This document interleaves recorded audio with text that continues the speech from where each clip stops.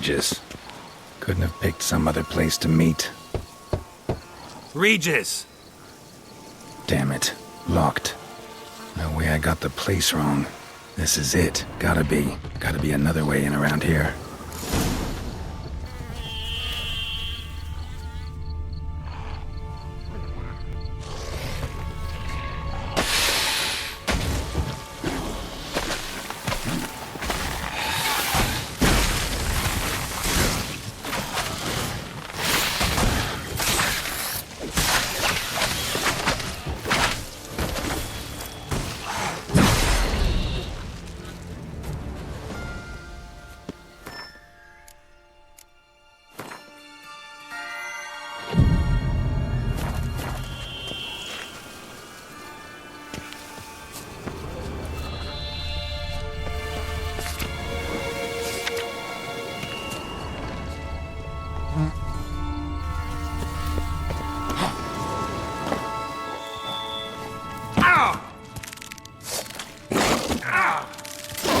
Damn it.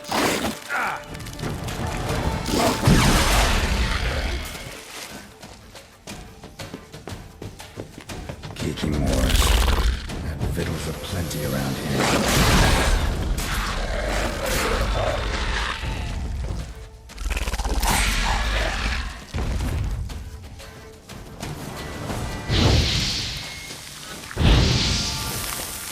Some stench.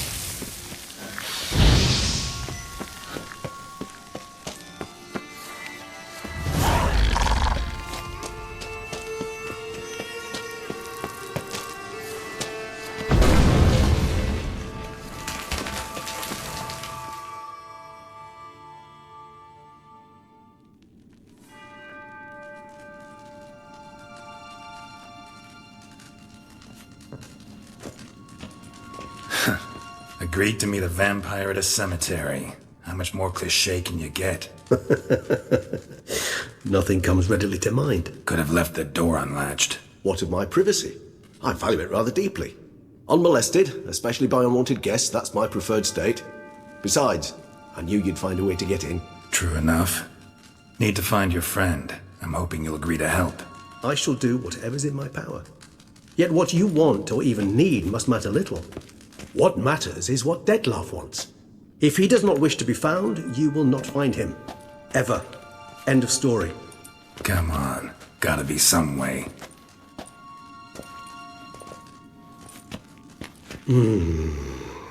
Vampires can evade detection by the senses, and no divination magic works on us.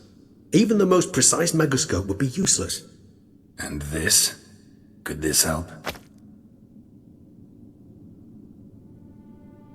Wherever did you get that? Off one of the beast's victims, found by a bend in the river. Body was chopped in pieces. 3 of those pieces were hands. Hand with the ring seemed the odd one out. Abruxa had taken an interest in it.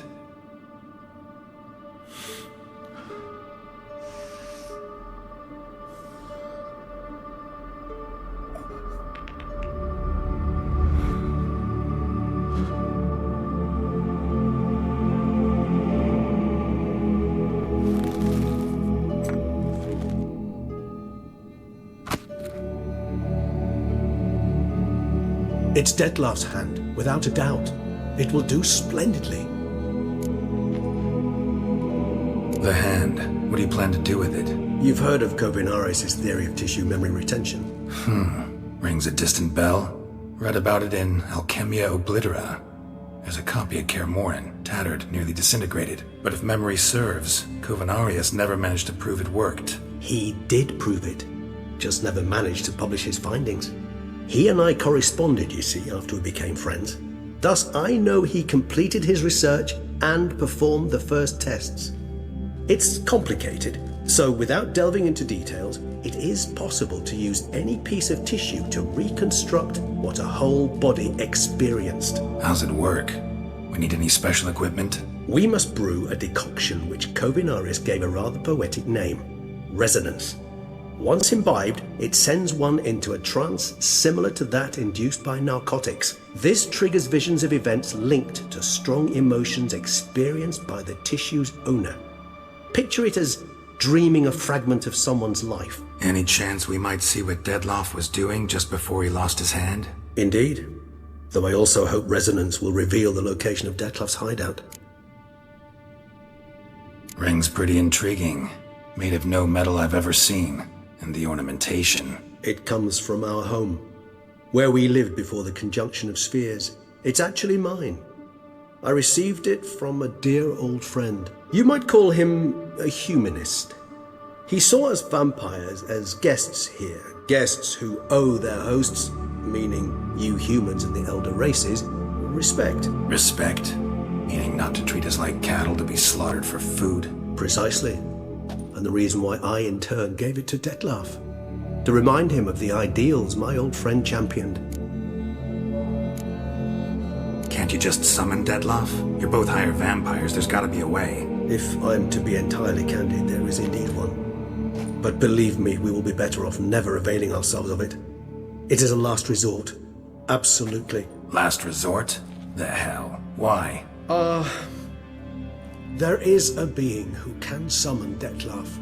Possesses the authority, even the power, to force him to appear in a given place. But the very act of contacting this being, well, it's akin to walking a slack line extended over a chasm filled with molten lava. An exercise as perilous to me as it would be to you. A risk I'm unwilling to take. I beg you, let's do it my way. It will be both quicker and easier. Covenarius spent half his life proving his theory. Wild guess. Making a dose of resonance won't be easy. You guessed correctly. In addition to Dettlaff's tissue, we shall need a powerful occipital lobe stimulant. Effectively a poison, to make one susceptible to visions. Well, got a few ingredients to choose from. Unfortunately, all are pretty rare. There's Mamoon glands. The closest ones I know of are in Vizima. A spotted white saliva would also serve, but they were cold to extinction over a century ago. Could go with a kobold's eyes, but the creatures are sentient. Rather not gouge one's eyes out. Given that we lack the time to sleuth this out ourselves, permit me to summon some help.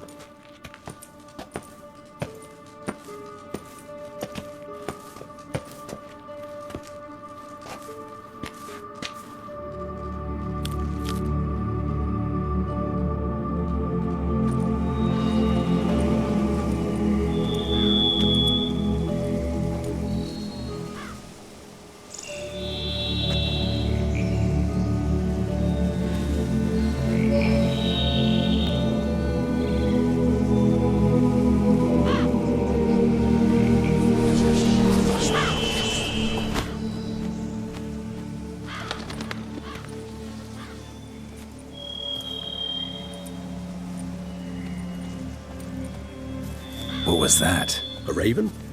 Rather a common sight at this latitude. Very intelligent fowl. I asked him to look for the creatures you mentioned. Him and his brethren. Perhaps they'll find one in the area, and I would hazard that a flock of ravens will spy any said creature faster than a solitary witcher would. With all due respect to your skills, my friend. It will take them some time nonetheless, so perhaps you'd care for a snifter of mandrake. Rarely say no to a snifter. Sadly, this is but a weak infusion rather than a proper distillate. Even better. I remember your mandrake hooch. Made people say things they'd have rather kept to themselves. Now, what could Geralt of Rivia prefer to keep to himself?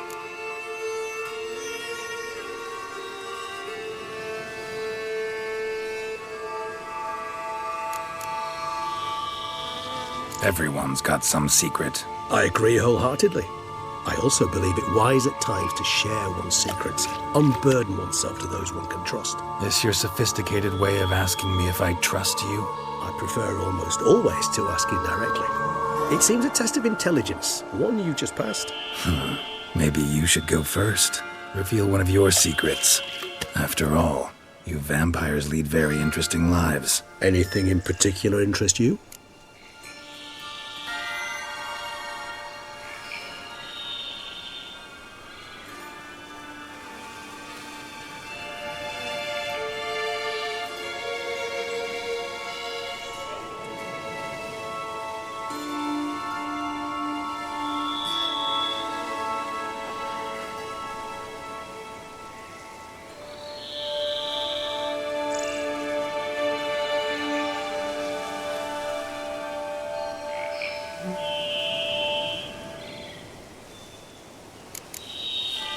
curious what you did after you were reborn. As I'm sure you can surmise, at first I was thoroughly absorbed with recovering. As it is, I've still not recovered completely. Yet I was so weak the first year that I could not stand or move on my own. Detlef bore my weakness bravely, showed great patience. If not for him, I wouldn't be here, and I'd have regenerated far slower. Once I could at last stand unassisted, I set off for Bruges, for my one-time home of Dillingen. There I led the peaceful life of a rural healer and surgeon, enjoying my neighbours' respect and, in fact, constituting the exact opposite of the monstrous vampire the populace imagines. Bruges, you say? Rebirth make you sentimental? Perhaps a dash. But what of you? Where have you been? Ever find your Cyrilla? Back then, yeah. But we parted again soon after. And when the time was ripe, she came back, defeated the Wild Hunt together. Seems I certainly missed quite a bit while I was absent. True enough. But it's a conversation we'll have another time. Need to know more about you now. Gotta ask you the big question, one everyone wonders about. What happens after death? You wish me to tell you if the human belief in the gods is well-founded? Well, that I do not know. We vampires differ exceedingly from you humans. Our matter, that of which we are composed, can exist without form. We require neither a heart, nor a brain, nor air to breathe. But were you dead? As humans understand death, yes. Feel anything? Understand anything?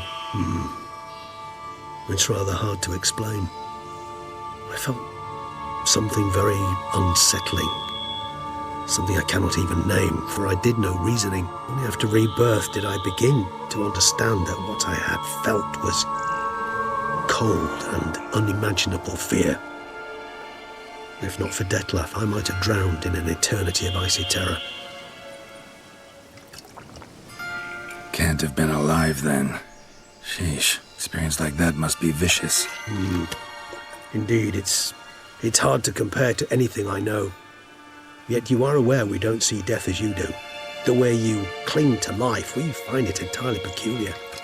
You are mortals, ergo it's a foregone conclusion. You will die.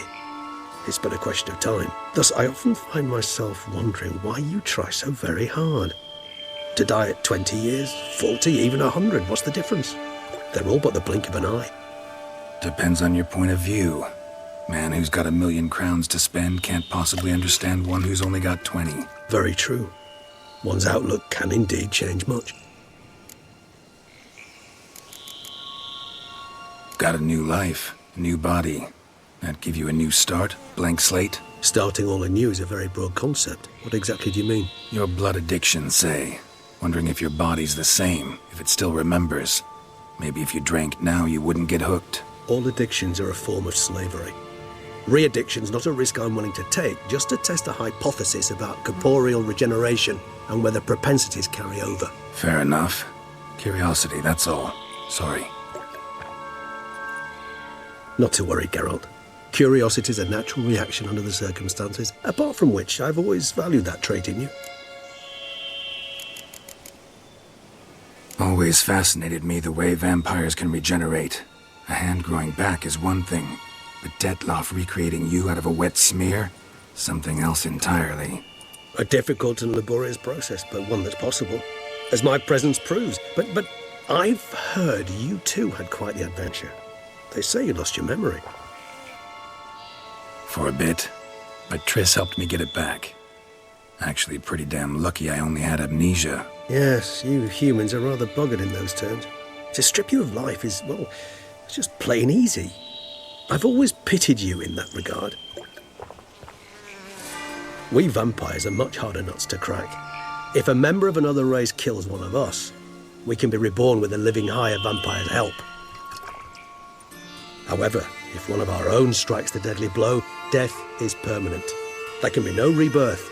One of the chief reasons why vampires long ago swore never to fight one another. All right, give you one question. What do you want to know? One question to ask one as fascinating as you, Geralt. Cruel parsimony, I'd say, but I shall do my best to make it count. If you were to die and be reborn as I was, in your new life, would you choose to be a Witcher?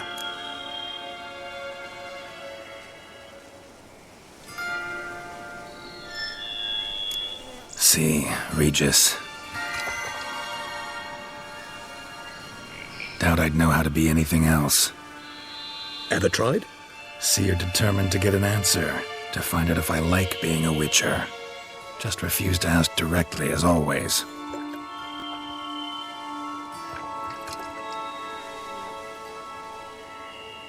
I like being on the path.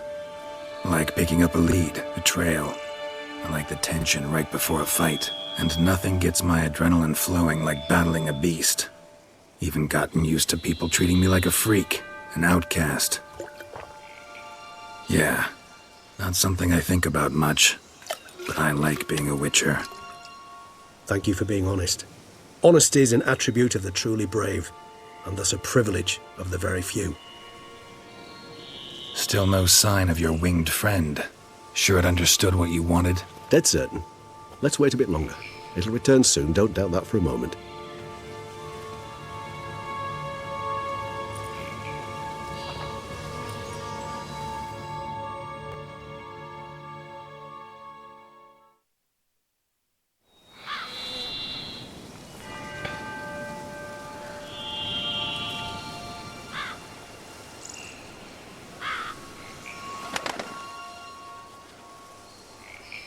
Ever vigilant, even in his sleep.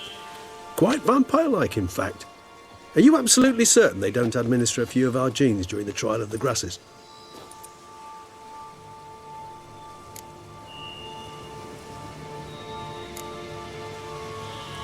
Appreciate the compliment. Got something for me? You were right. No kobolds or mamoons for miles around. Knew it. Allow me to finish.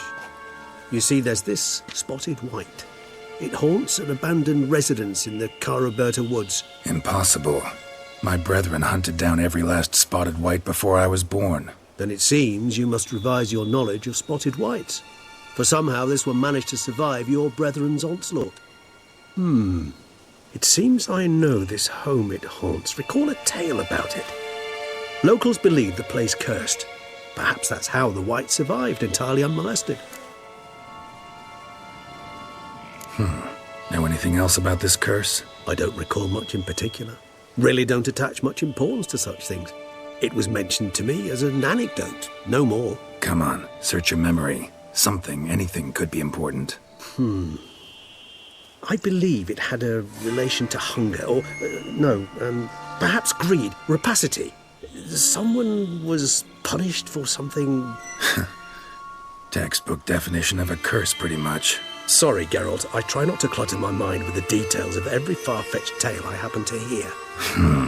What are your thoughts? A specimen of a species thought long extinct, and a curse, in one place. That a coincidence, or are they related? Ah, professional curiosity. Personally, I've nothing against you delving into this dilemma, but please remember we need the white's saliva. Nothing beyond that. Whites rarely appear in the woods, even less likely to find them in abandoned human homes. They inhabit remote wildernesses, old abandoned cemeteries. What's your point? This might not be a spotted white after all. Your little helper might have made a mistake. I sincerely doubt it. Ravens are devilishly intelligent creatures, and they've highly developed observational skills. What exactly did they observe? The area around the estate, it's covered in spoons. Spoons? Spare me the skeptical smile. I'm but the bearer of this news. Or perhaps this spotted white is a hoarder. Or the spoons are somehow related to the curse.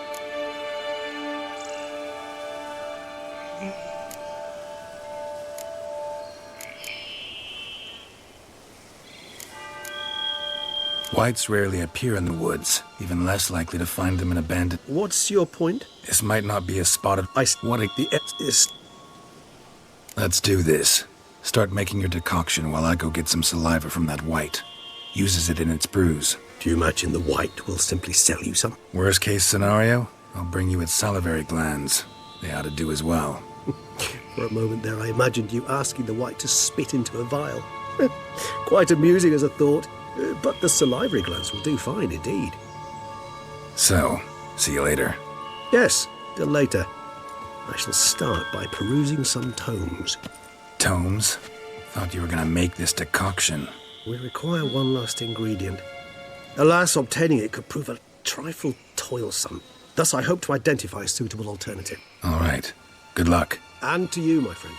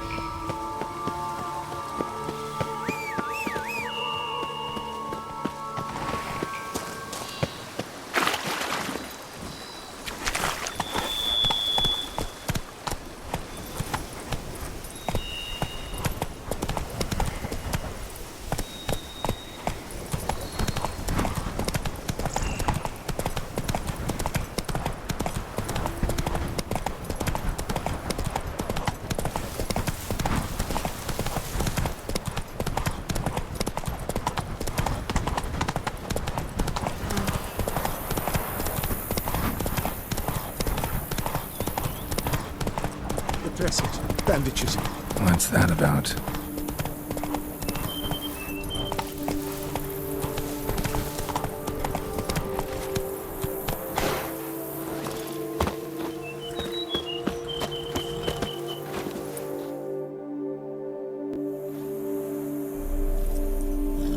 The dressings, bandages, where did I put them? Forget it. Bandages won't do him any good. What? Oh, but he breathed still a moment ago. Breathed his last then. Bled to death. Legs broken. Femoral arteries ruptured. Wound like that, you're dead in minutes. Gods. What happened here exactly? I was rolling through, fully loaded, when I heard screams. This one crawled towards the road, then drooped to the ground, lost consciousness. I jumped down to help him, dress his wounds. Then you appeared. Pretty admirable stopping to help a stranger. Truthfully, when I saw him, I considered it might be an ambush. The thought entered my mind, I near decided to crack the whip. But to abandon a man in need? It's simply not the decent thing to do. Decent enough in many other places, believe me. Before you go on, clean your hands thoroughly and burn your shirt. Might also want to rub some thyme on your body to be sure. Smell of blood might attract ghouls otherwise. Who might you be, precisely? A witcher. Oh. Do you expect some beast might have killed him? See what we have here. Legs broken, but cause of death's the wound. Small but deep, edges unfrayed.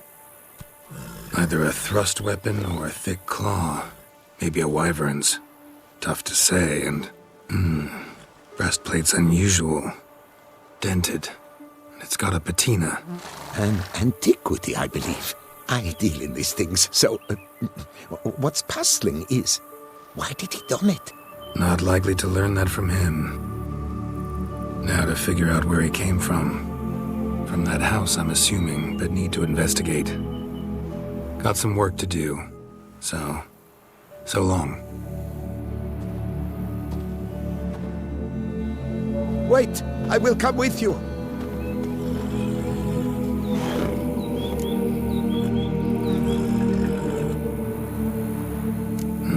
So be it. But stay close, keep it down, and don't touch a thing. Trail leads to the house on the hill. Which stands silent as a grave.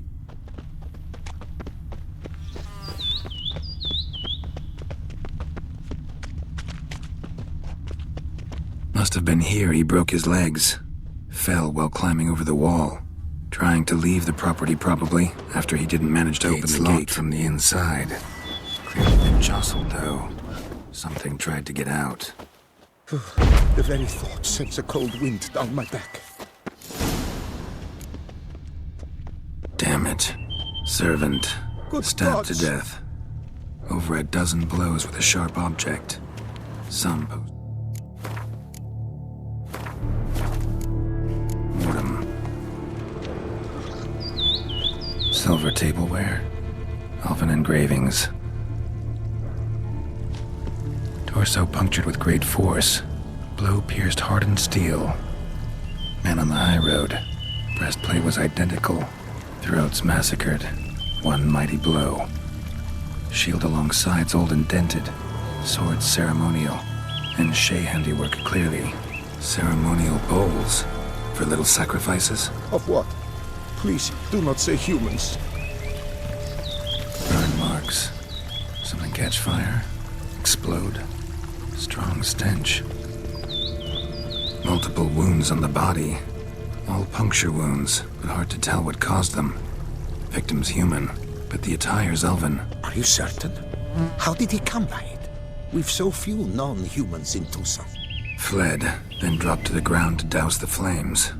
Didn't manage. Burn smells growing fainter. Might have been another luckier soul managed to flee. Doublet scorched. Wriggled out of it, tossed it, then ran on.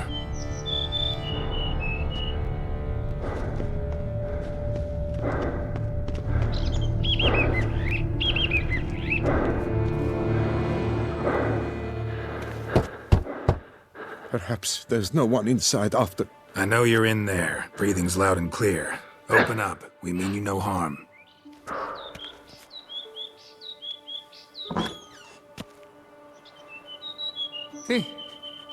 They remain there?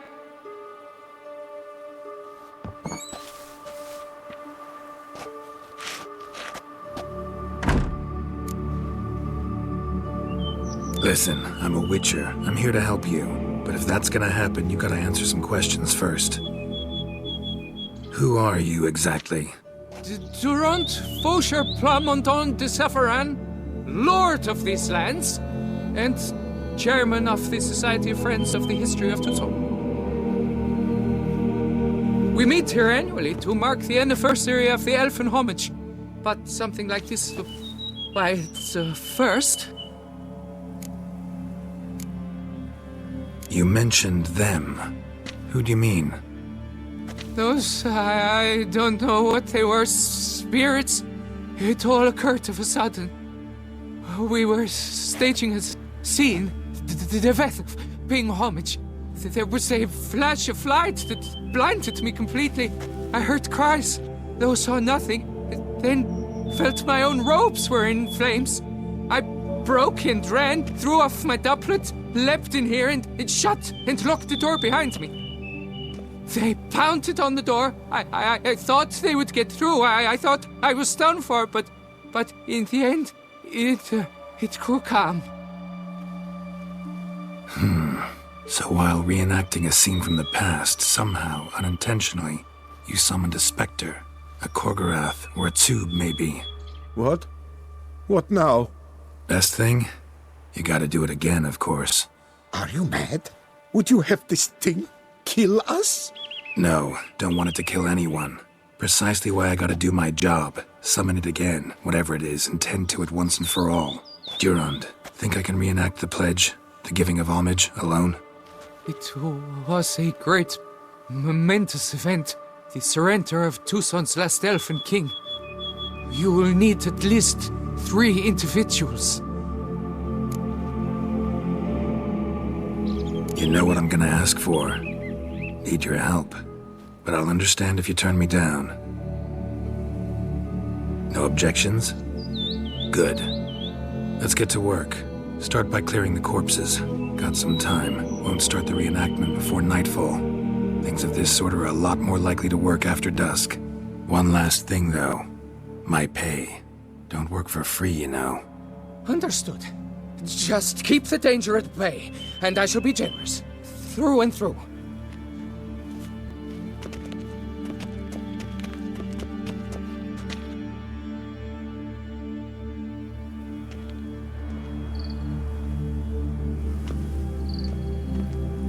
I will stand, or rather, sit in for King Ludovic upon the elfin throne, while you, Witcher, will play the Enshe ruler, who we must don the costumes.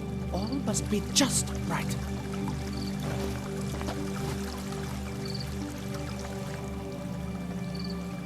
Divethaf, the Elven King, hosted Ludovic in his own palace upon his own throne, amidst the blinding glow of a plethora of torches.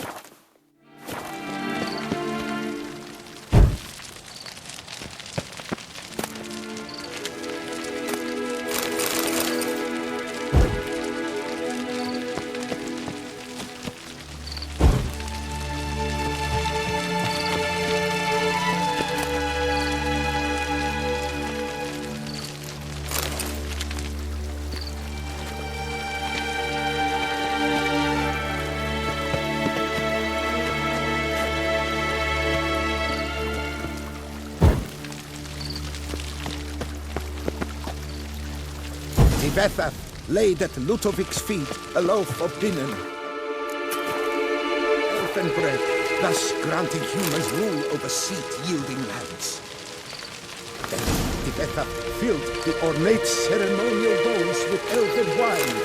Gwynnoeth, the sweetest blood of the land that had been. At long last, the Elfen King grasped his sword and shield, thus symbolically passing command of his armies to humans.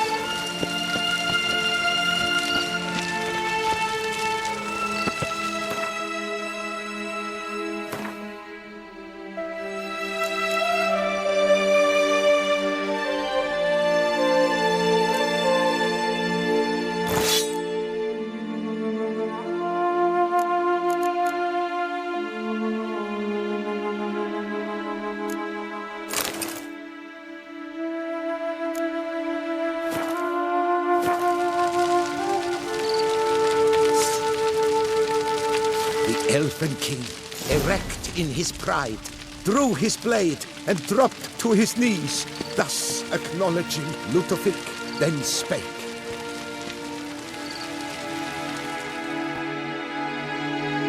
I accept your allegiance and shall return in 1 year's time to... Ah! Look! Look! The statues! Impossible! God's mother!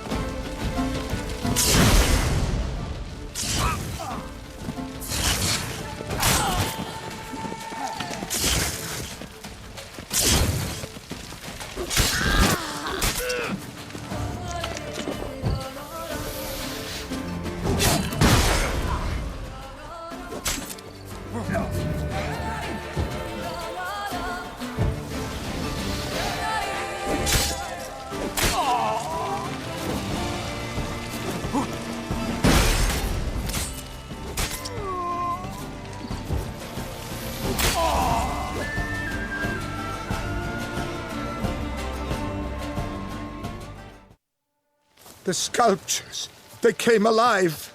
By what witchcraft? Dunno. Specialize in killing monsters. Reviving them, not so much. I may know what happened. The statues, you see, once stood in the palace of one Defethov. I acquired them a month past because perhaps I should start at the beginning. This Defethov was to pay tribute to humans, producing statues of this sort each year. Yet he did so but once, for he perished in the massacre of non-humans at the foot of Mount Gorgon in the year 782. It's fortunate he did too, as Defethov had planned Ludovic's downfall. For he sculpted not statues, but columns that masqueraded as such. Columns activated with words said in homage. Columns that would have turned the king and his bodyguards into so much colorful confetti. Typical. Treachery embodied. Elves. Psheh.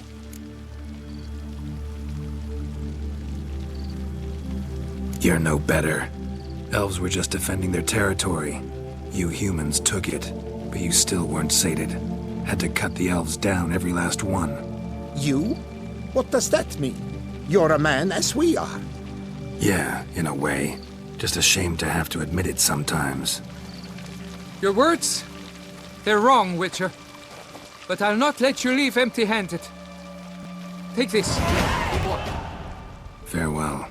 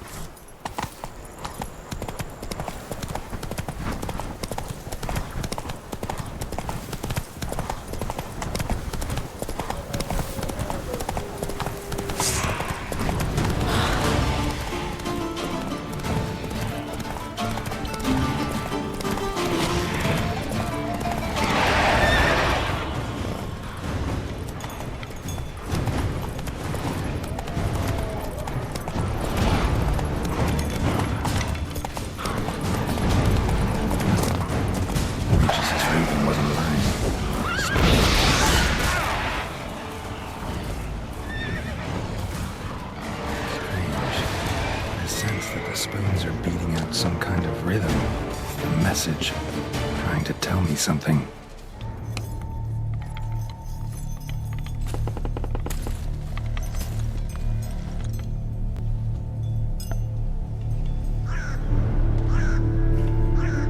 None shall sit and dine with you at your table.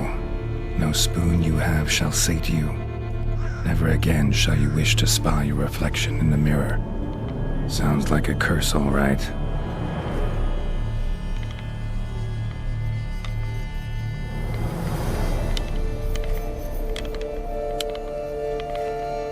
Somebody's clearly obsessed. Regis mentioned the place might be cursed. Can't be a coincidence.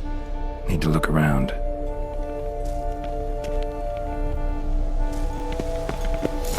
What a pigsty. Need to search it thoroughly. Find a way to collect some white saliva. White's obsessed. A real collector. Thoroughbred. Spoon. Pretty ordinary.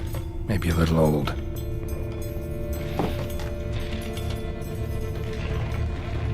Spoon's incredible.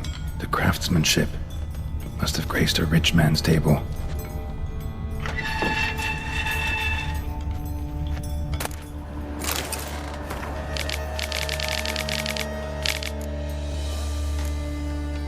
Poor girl. Realized she was changing into a monster. Recorded it in her diary. Poignant.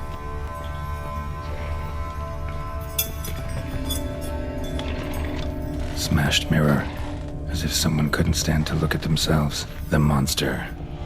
Journal's author, maybe? No spoon you have shall sate you. Whatever lives here treated that literally.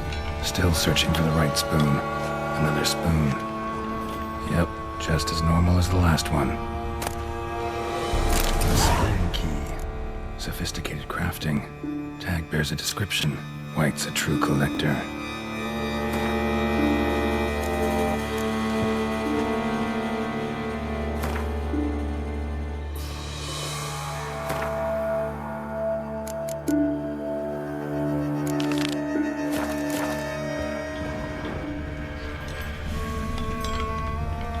White's obsessed.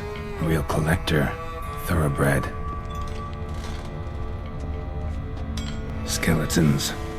Doubt they came here willingly. This have anything to do with the curse? None shall sit and dine with you at your table. It'd make sense. Broken neck. Indentation in the skull's lateral surface. Smacked in the head with something heavy. Right arm bit right off. Teeth all knocked out. Somebody tried to force feed him. No claw or fang marks. Probably choked to death.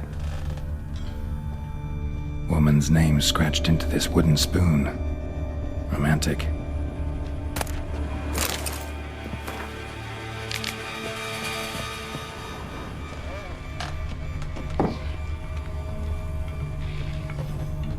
Spoon. Pretty ordinary. Maybe a little old.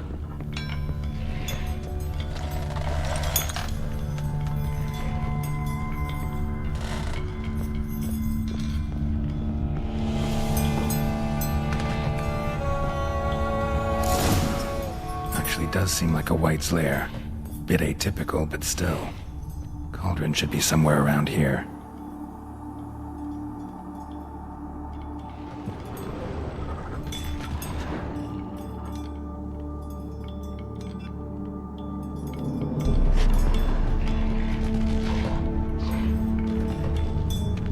Another spoon. Yep, just as normal as the last one. Cauldron I was looking for. White's not particularly tidy. Table's set. White, who lives here, is getting ready for some sort of feast. Cauldron's empty, unfortunately. Regis needs some brew. Afraid he won't get that. No choice but to hide and wait for the saliva glands and their bearer. Need a spot that'll let me observe the cauldron. White's obsessed. A real collector. Thoroughbred.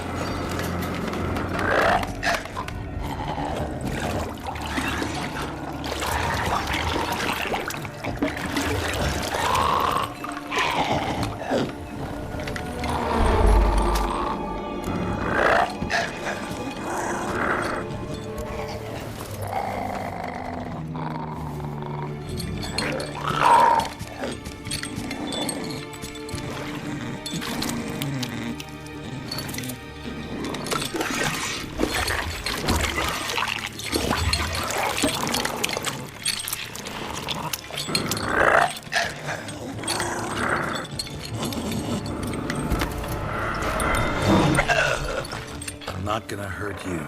Wanna help? I've seen the words of the curse on the walls. Think I know how to lift it.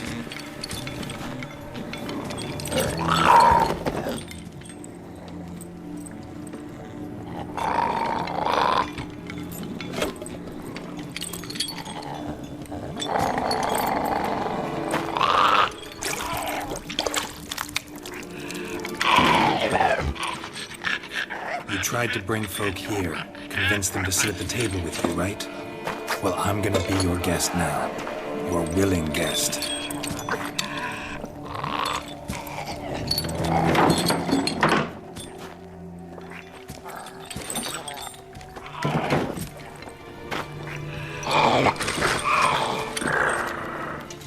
Just need a bit for Regis.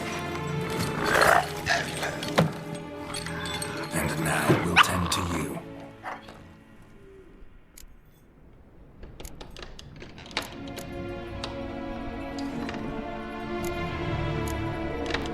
Need to get this right.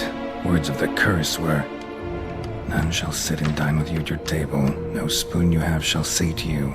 Never again shall you wish to spy your reflection in the mirror."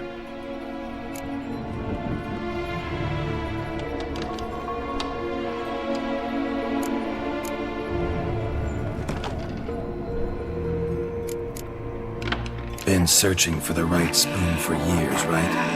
But curses can be tricky.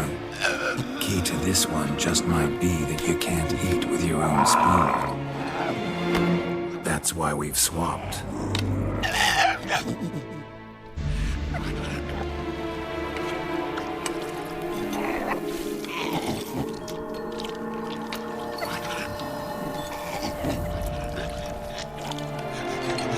This isn't right.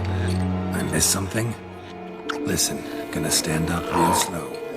Gotta search the house again. Sit tight, I'll be right back. Calm down.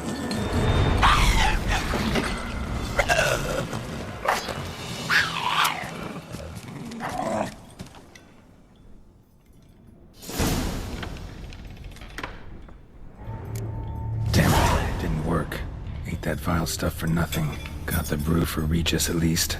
Can't do anything for the white though, except cut it down. Seems I'll have to kill the white in its own junk heap.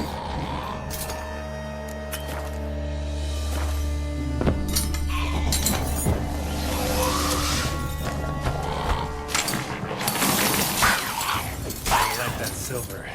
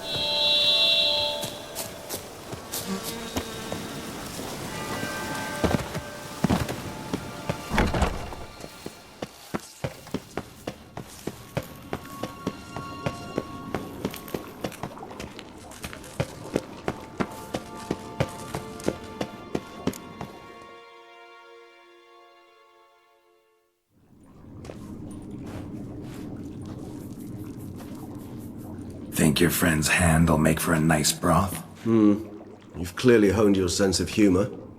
But we are not cannibals, Geralt. I took a fragment of tissue from the hand. It will suffice to prepare some resonance. What did you do with the rest? I cremated it, as our codex commands. A raven told me you'd acquired the necessary ingredient. Pretty helpful creatures. Calling them often? I try not to overdo it.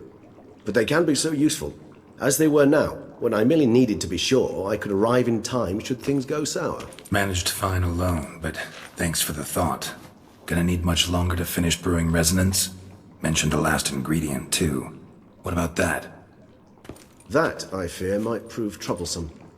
You see, to use the concoction to summon the memories of one, the solution must contain the blood of another specimen of the same species. Shouldn't be a problem. I happen to know a higher vampire who should be willing to help. Right, Regis? It's not that simple, I'm afraid. While you were away, I tried my damnedest to identify a replacement, but alas, none such exists. Not sure I understand what the problem is. Can't we just draw some of your blood? The blood must be in an agitated state. As I'm certain you know, higher vampires can change their corporeal shell. As our flesh changes, so does our blood's chemical composition. To make a long story short, I shall need to induce in myself a state of strong psychokinetic arousal. In brief, madness, rabidity. And that stands to be very, very dangerous.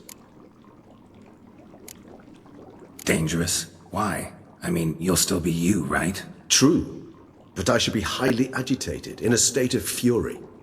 You know better than I that fury cannot be controlled. If you've ever seen an enraged vampire, you know very well that all who find themselves nearby will be in grave danger. How will we handle that?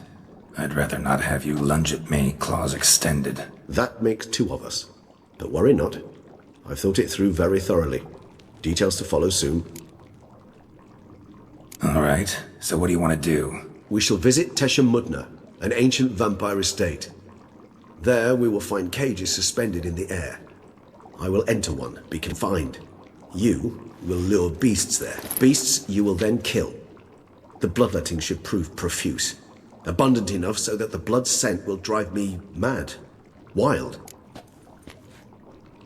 Teshem Mutna. What's it like? It is a place of torment. A torture chamber. Long ago, shortly after we'd arrived in this world, one among us named Kagmar developed such a taste and lust for human blood that in one night he could imbibe an entire village. This brought trouble on the entire species. Common folk wearied quickly of living in constant fear. They began to hunt us, seek the aid of mages and witches in tracking us down. So what? Not like they could ever hope to kill you. But they were bothersome.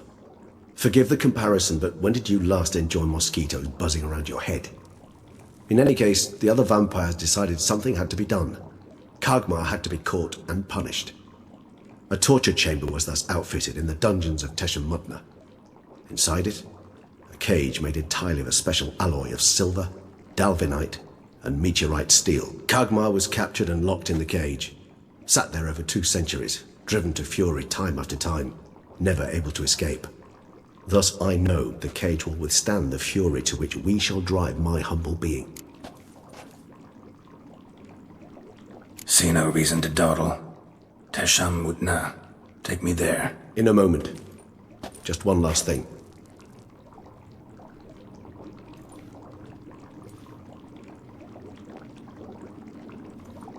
What was that? Blood. Oh, the last favor the Raven did me. I've also taken some Sancurium, a solution that sharpens one's sense of smell. One drop of blood shall smell like a gallon to me now. You crazy? You're a recovering addict. Your outrage warms my heart, Geralt. But you must remain calm. I have no choice.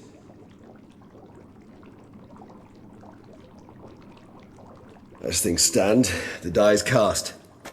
High time we set off for Teshem Mutna. My head's spinning already, and you're starting to smell quite tasty. And you're starting to scare me.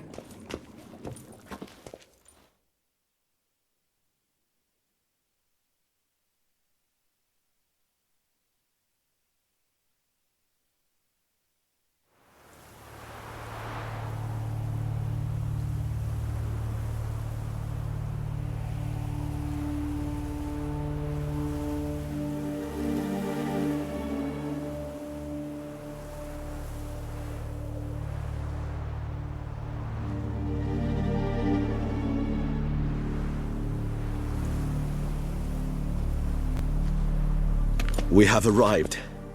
The sacrificial chamber of torture and torment lies underground.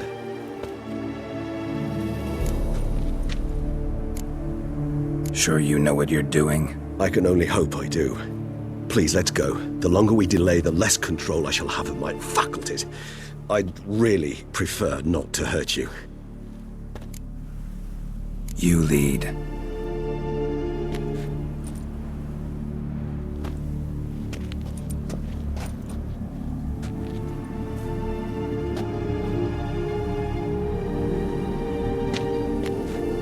Scurvers must be getting close to their feeding ground. Correct.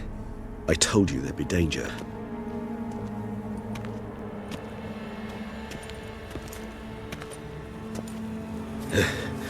Beyond this wall lies... An ancient vampire dungeon. Seen a lot of things in my time. Nothing quite like this, though. I feel honored. A man with such a wealth of experience, yet I'm about to show him something new. Now, to open it.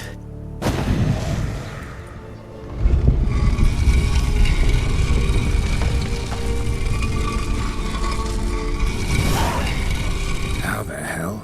It's an ancient form of protection against unwanted guests. The mechanism which releases the latch reacts only to a higher vampire's blood. Tricky mechanisms, a vampire hideout. Fortified, secured. Must have been important to your species once. Toussaint. It shall always be so. During the conjunction, the gate from our world into this one opened upon this land and no other. This was the first place we saw.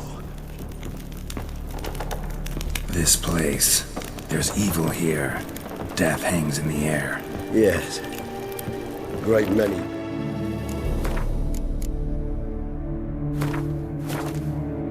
Breathe their last here.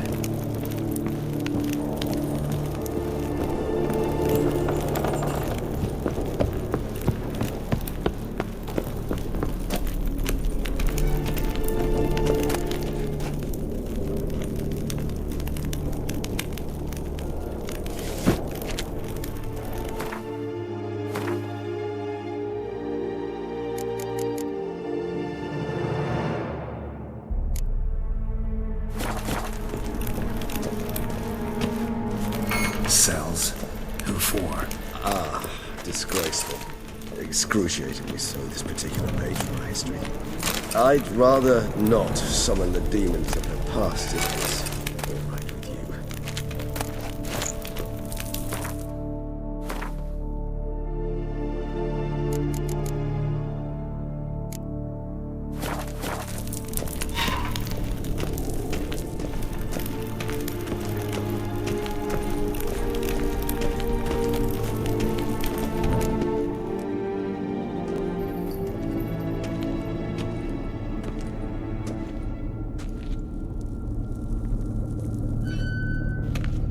Charming place. But what are all those cages for? Mentioned one vampire being kept here.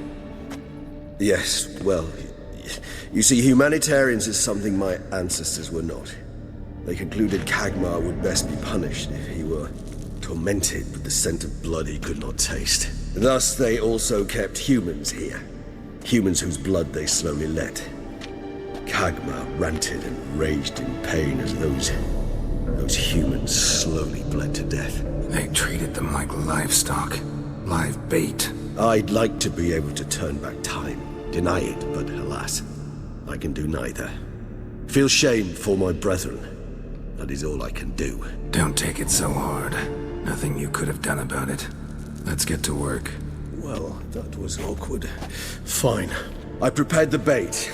Please be so kind and place it. Ideally at the tunnel entrances. The scent will spread most effectively then. Place the bait at the tunnel entrances. Monsters will catch its scent more quickly. When I think how these tunnels got here, send shivers. It was the natural order of things. The place reeked of death and it attracted necrophages.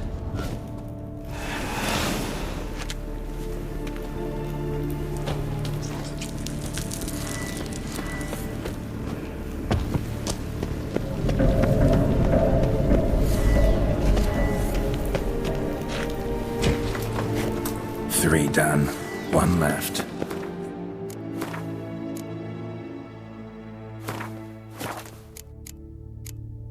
This'll work. I certainly hope so. Leed's stench is so thick, I'd wager it carries clear to Novigrad.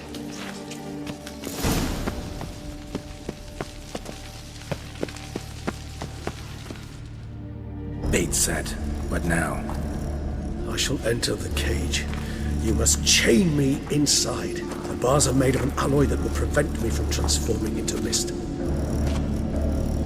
Kinda thought you wouldn't want to. I shall be in great pain. My sole thought being to stop that pain. I cannot know what I will do.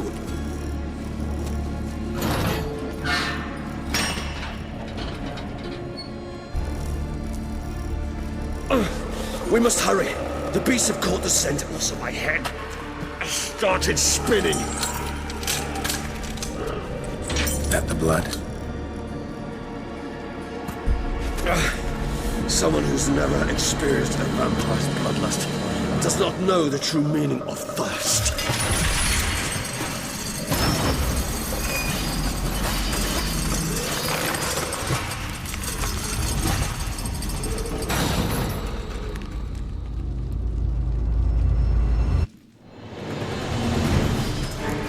Maybe we need a safe word. You know, something you'll say when you can't take it anymore. And what? Don't know. Calm you down. Somehow. Please. You what? We just smelled the blood.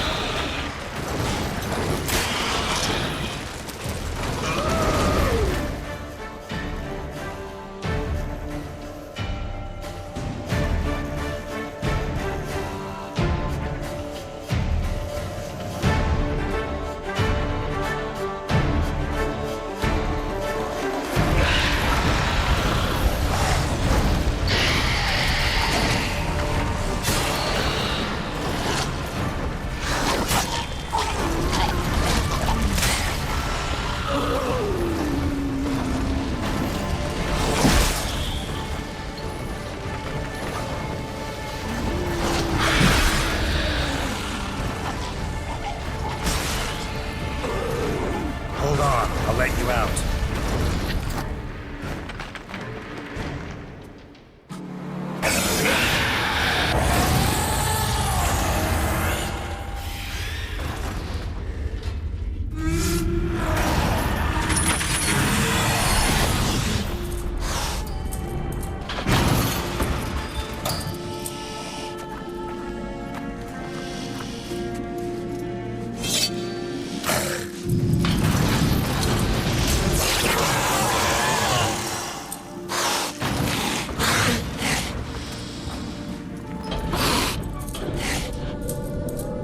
Need to hang on a little longer.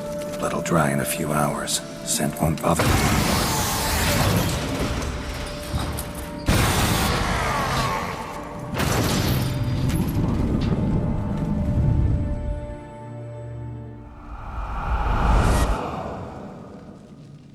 Get you out of here.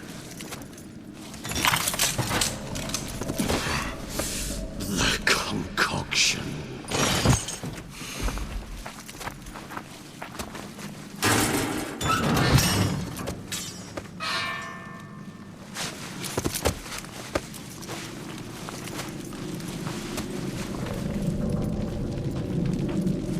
You can't finish it in this state. Tell me how. I'll help you.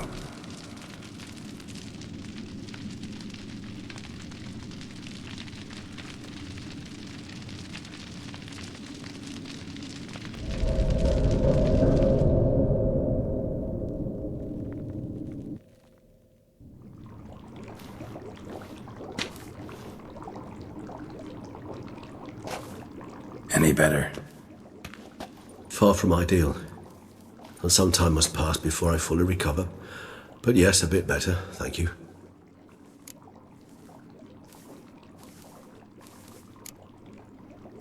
Never expected it to be like that. You didn't tell me. We need not discuss it. But we do. 'Cause if I'd known you were going to subject yourself to torture, What would you have done? found Dettlaff some other way. I did not wish you to use any other way. Did that occur to you? No, 'cause I thought no being would ever willingly subject itself to that kind of pain. You vampires aren't any different from us in that regard. I told you, the pain is my way of paying my debt. The enormous debt I owe Dettlaff. If I had to do it again, I would in a heartbeat. Resonance. It's ready. Are you certain you followed the formula? The proportions were exact, the brewing time precise. This is important, Geralt. The slightest deviation could cost even a witcher dearly. Relax. Got some experience brewing potions. Very well. In that case, let's begin.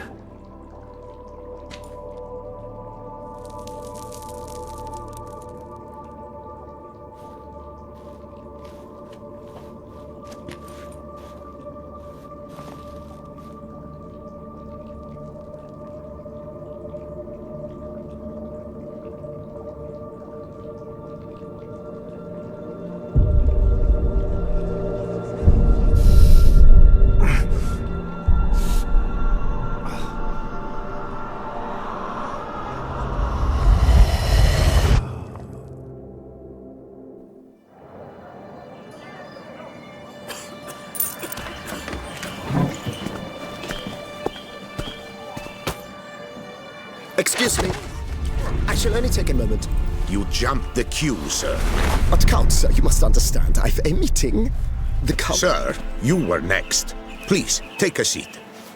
This gentleman was here first. Step down or you shall regret it. Ah, fails to realize he was your friend, Count.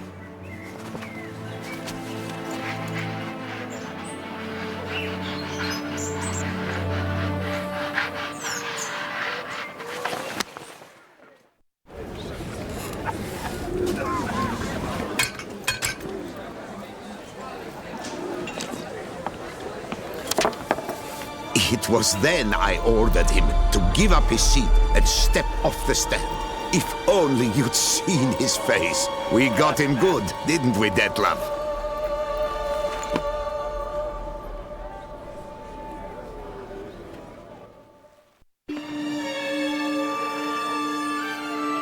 and then Mother insisted we buy the mill. Curious, eh?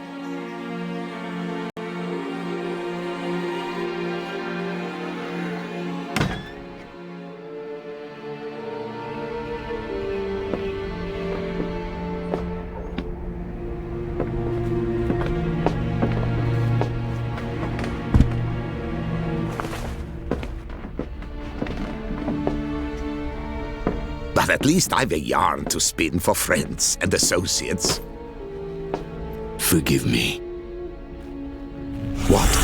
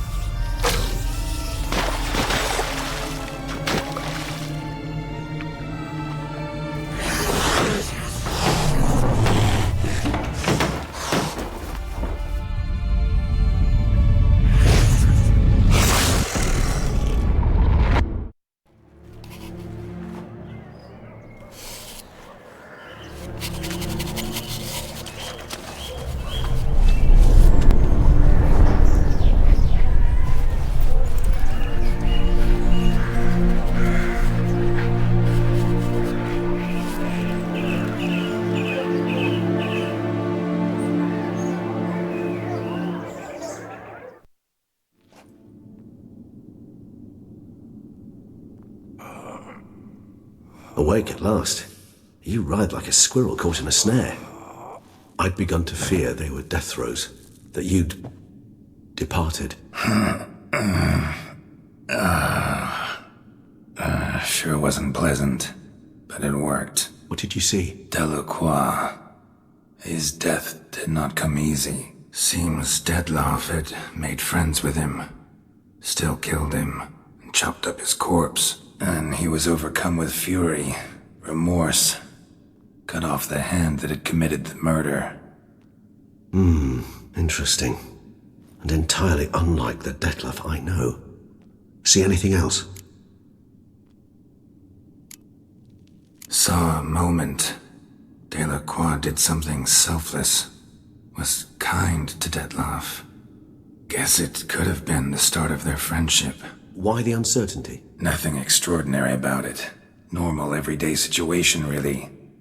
Visions were supposed to issue from strong emotions. Clearly the situation provoked such emotions in Dettlaff. Keep in mind, he did later murder Delacroix. Killing someone who's grown dear to us, it's bound to elicit strong emotion. Vampires are no different in that regard. Did you see anything else?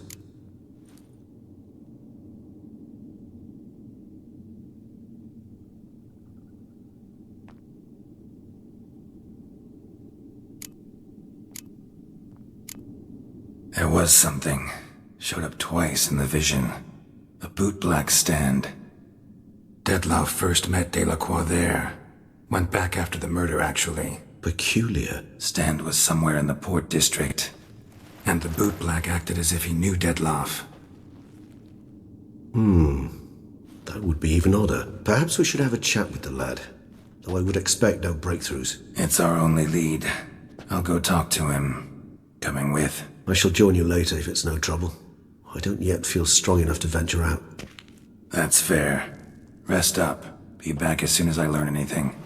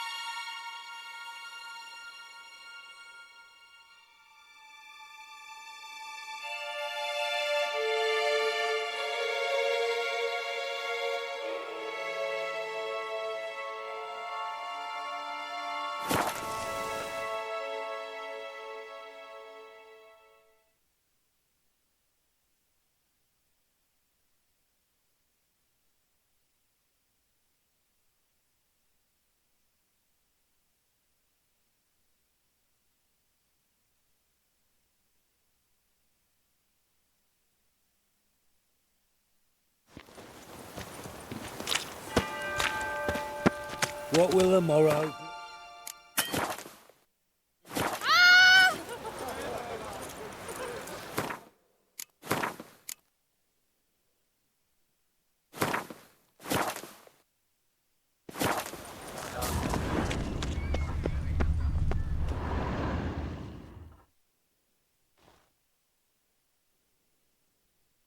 So how would you explain it?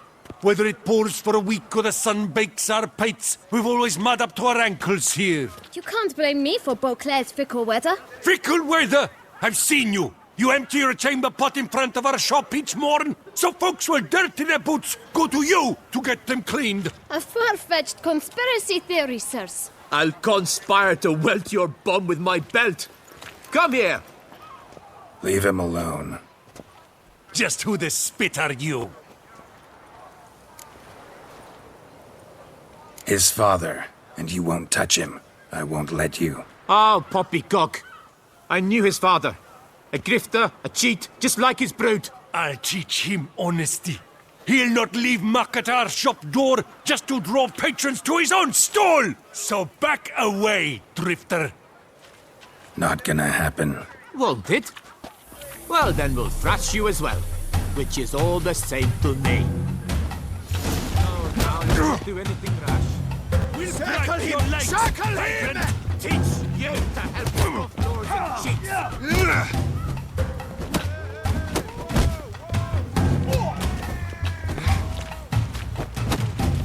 Shit! Scallywag killed Burm!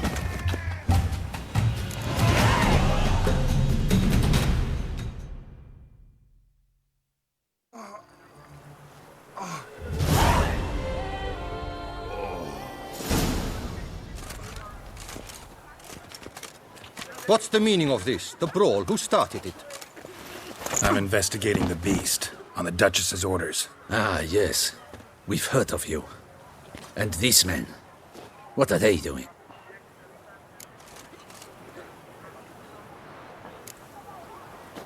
Obstructing my investigation.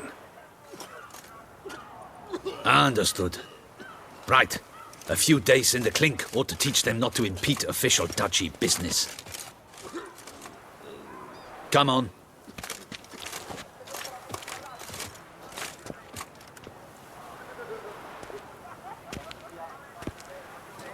You're very good with your fists, sir. Wouldn't be looking for work, would you? We'd make a fine duo. Yeah? How you imagine that working? Splendidly. That's how. I suggest a partnership, where I see to the boots while you stand guard. And as you're the stronger, come morn you take the chamber pot out and help me make mud. Bit about the mud's true? They were right to want to box your ears. I've got to make a living somehow, so what say you, sir? Partners? Let me think about it. Listen, I'm interested in a certain gentleman. Oh, wait! Before we get to talking, please, take a seat. But my boots are clean. In this city, no boots are clean unless they just come off my stand. A seat, sir, please.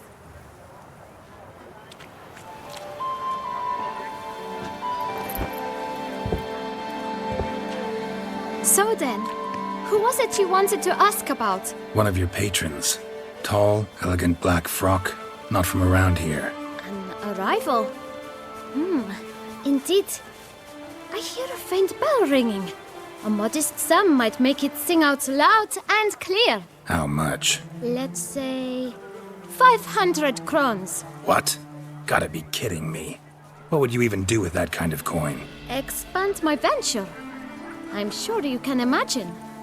Have a proper stand with a big sign. I want a new box too. New polishes, new brushes. And if I've enough coin left, I'll buy a share in a launderer's. Get wastewater for free.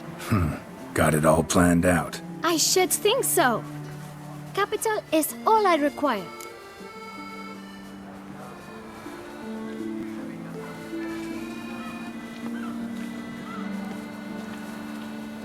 All right. Let's see if we can't figure something out.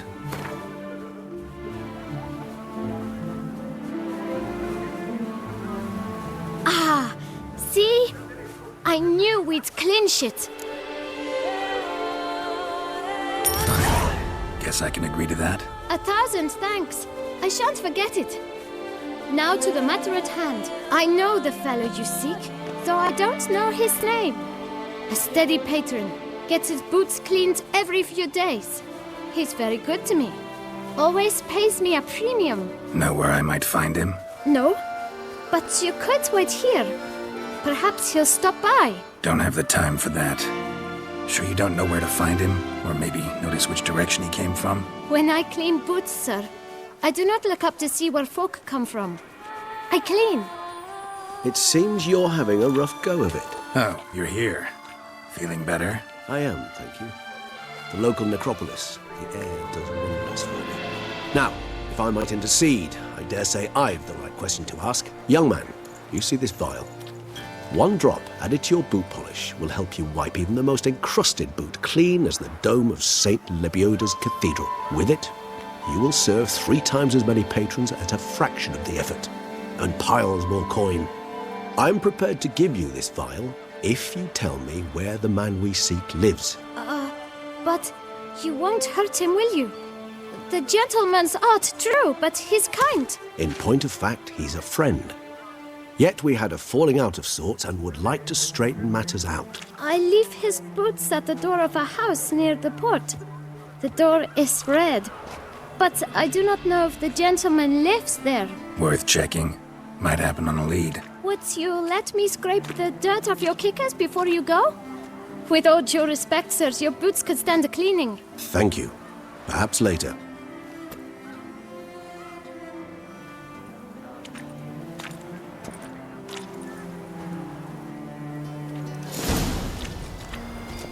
Handled that kid pretty well.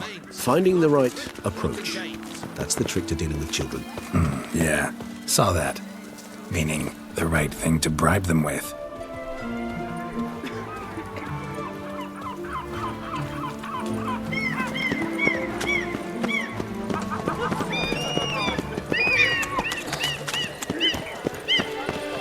Oh!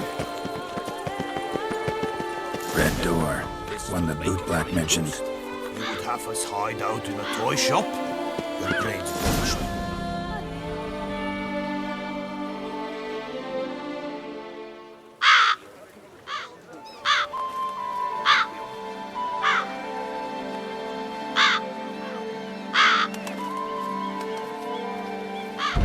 Won't budge. Gotta break it down. You might just as well stand out in the street, pound on a drum and holler, "Detlef, I'm coming for you." A bit more finesse, I implore you. Let's hear your idea. Give me a moment.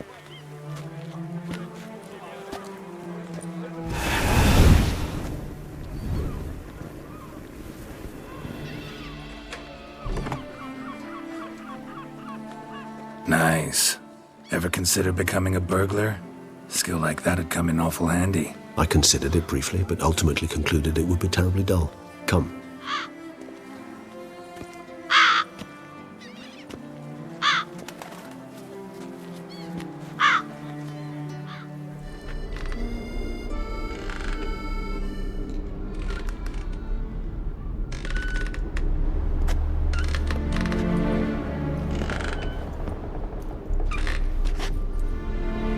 He here? Sense him? No, he's not here, but he was here recently. His scent is still strong.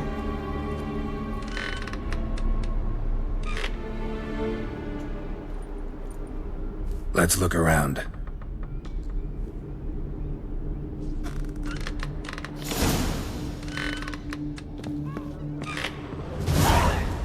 Old toy. No use to anyone. Shame. Must have brought someone joy sometime. I find these puppets rather disturbing. Somebody fixed this recently.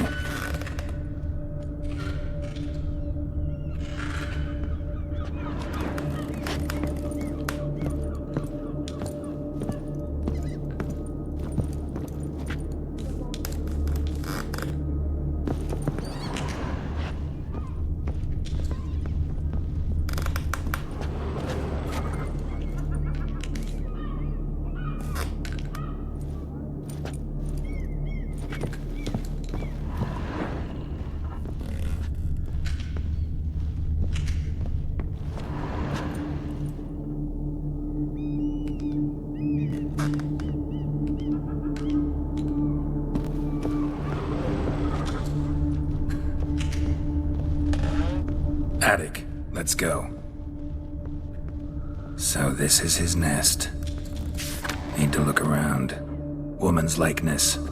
Bit smudged. This his lover? I don't rightly know. Reminds me of someone. Who? Not sure. Can't help feeling I've seen that face before, though.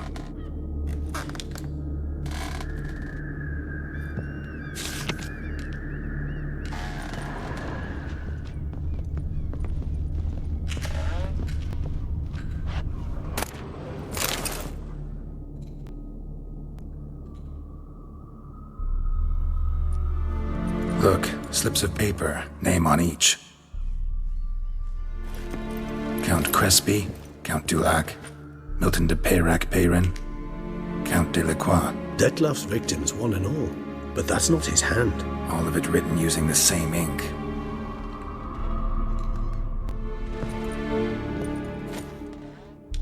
See the color? Ink was dyed with cinnabarite. Rare mineral, pretty much found only in Nazaire. But I fear it means very little. Anyone could have imported such ink. Fair enough. Still worth remembering. Look, this slip is stained. With wine. Not much to go on either, especially not in Beauclair. Perhaps. Yet perhaps also worth remembering.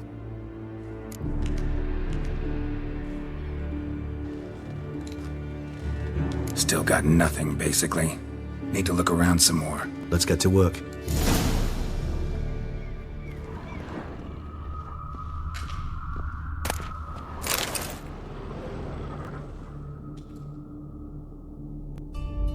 Detlaff van der Eretain, you do not know us, but we know you to be a vampire. We know also of your weakness for the wench they call Renawed. Now you know this. We shall chain her down and let rats feed on her. We shall flay the skin from her flesh. Yet you can save her. You need but travel to Beauclair, where you shall slay 5 men in the manner we prescribe. You must complete the killing in 3 days. Fail, and the next letter you receive will contain a memento of your failure.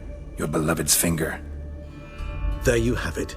Proof positive Detlaff killed not of his own accord. A blackmailer sunk his claws into him. Any idea what it could be? Detlaff have any enemies? Indeed. Detlaff gains foes occasionally, but they never live long. One might have managed to evade him. Possible in theory, but I know of none. It would have to be someone devilishly dangerous. As you well know, having faced Detlaff yourself, whoever it is someone new. Who's Renawed? His one-time lover. The sole human woman with whom he was very close. Because she accepted him. With her aid and care, he found a place for himself in this hostile world. She began the work that I strive to continue. Ever meet her? Never had the pleasure, alas. She deserted him a time before he came round to save me, though he always claimed she'd gone missing. Take it you have your doubts. I know humans better than he does. Their capacity to be disloyal, dishonest. I also know she took her things. Not something one associates with the kidnapped, or those who disappear against their will. I'll save you the trouble of asking. No, I don't know why she left. I can, however, hazard a guess that Detlaff grew angry one day, showed another, more monstrous side. Detlaff's anger could frighten anyone off, though most who see it get no chance to flee. Detlaff have trouble letting go, accepting that she'd left him? Is that so hard to believe? Do you know no humans who've struggled with just such a thing? And Detlaff is so much more emotional than most humans. Not only was she his beloved, his lover, his mate, she was a member of his pack. And one never leaves one's pack voluntarily. Detlaff ever try to find her? I mean, if she was that important. Higher vampires have their ways, all kinds. Should have been easy as pie for him. Geralt, as you rightly noted, we are vampires, not miracle workers. He searched for months on end before giving up. Clearly Renawed knew him all too well. Enough to cover her tracks, leave no way for him to find her.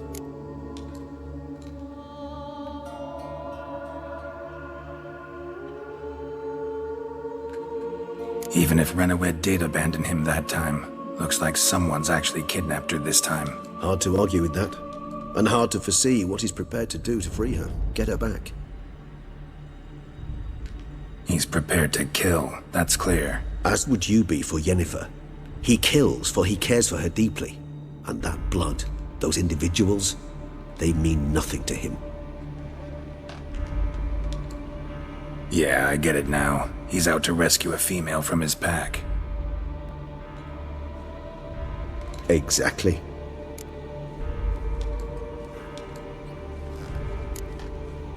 Blackmailer. Kinda curious who it could be. Why is that? Regis. Somebody kidnapped a vampire's lover. Bold to begin with. Now they're forcing the vampire to kill. A vampire you yourself insisted no murderer. Blackmailer's skilled. Someone special. Astute. Now that I think of it, I'm beginning to wonder if... It's not one of your kind? Another vampire? Precisely. The plot thickens. Just a hypothesis. Wouldn't set my heart on it till we know more. Right you are. Let's sum up what we know. Seems Detlef's being blackmailed. Someone's been feeding him his victims' names. All noted down using one and the same Nazari ink, and not in his handwriting. Not much. But enough to ascertain Detlef's innocence, clearly.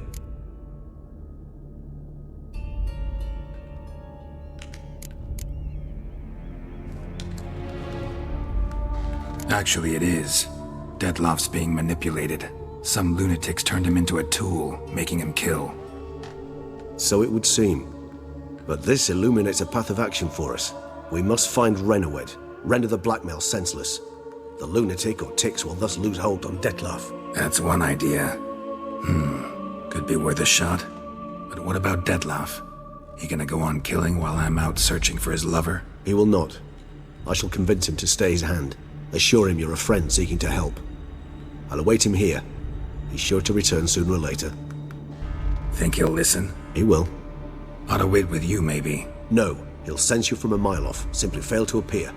I'd better stay alone. You must trust me on this. Fine. Need to report to the Duchess first. So be it. We'll await you here. Detlef and I both.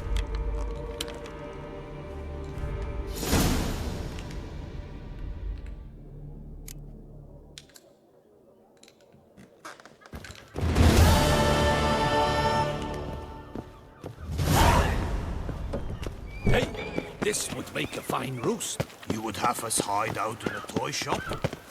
Oh, we thought it was young. It's burning.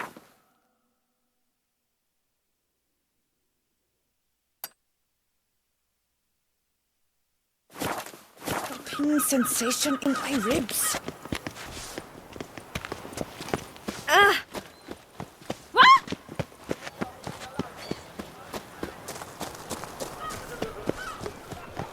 When the Duquesa laughs, it's no laughing matter.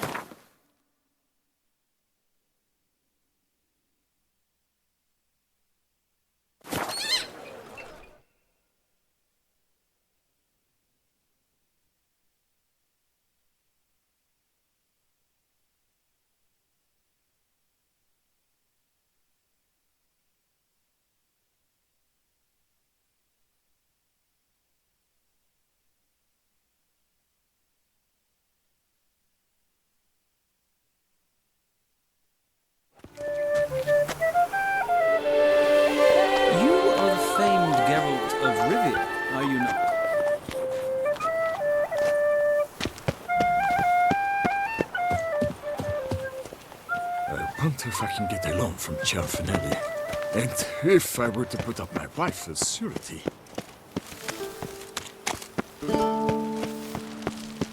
Don't crowd around. Your Grace.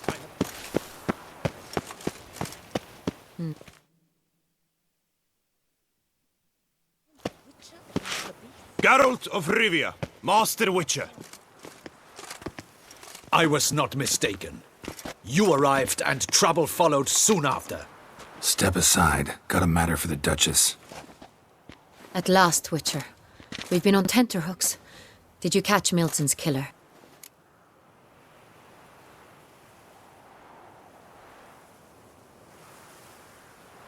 Found the beast of Beauclair. Just couldn't kill it. We sent you after a monster, and you returned with nothing? We are very disappointed. Situation's not quite that simple. Beast's a powerful vampire. Ha! Is this a problem? Is it too much for a witcher? A monster slayer? But everyone knows how to end a vampire. Draw him by trick into sunlight. Or arm yourself with ample garlic and drive a stake through its heart. Garlic's useless against vampires. Sun and stakes don't hurt him either. Those methods, pure invention, only work in legends and fables. And buckthorn? When I was a child, Grandmama Ademarta always claimed buckthorn drives off vampires. Silver sword's your best option for keeping them at bay. But it won't get the job done, because only a higher vampire can truly kill another of its kind. Excuses! Ha! Your Grace, I shall assemble a battue. Bring the matter to its end at once. The Witcher need but tell us where to find this monster.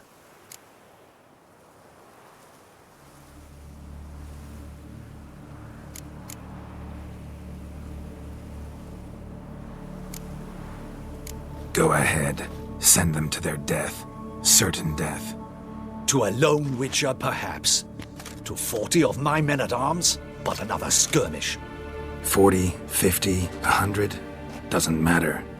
Won't make any difference against him. You have not seen my guardsmen in action. Can they fight fog? Hit a target that moves faster than the wind? How? What creature can do such things? Creatures like this one. Higher vampires, we call them.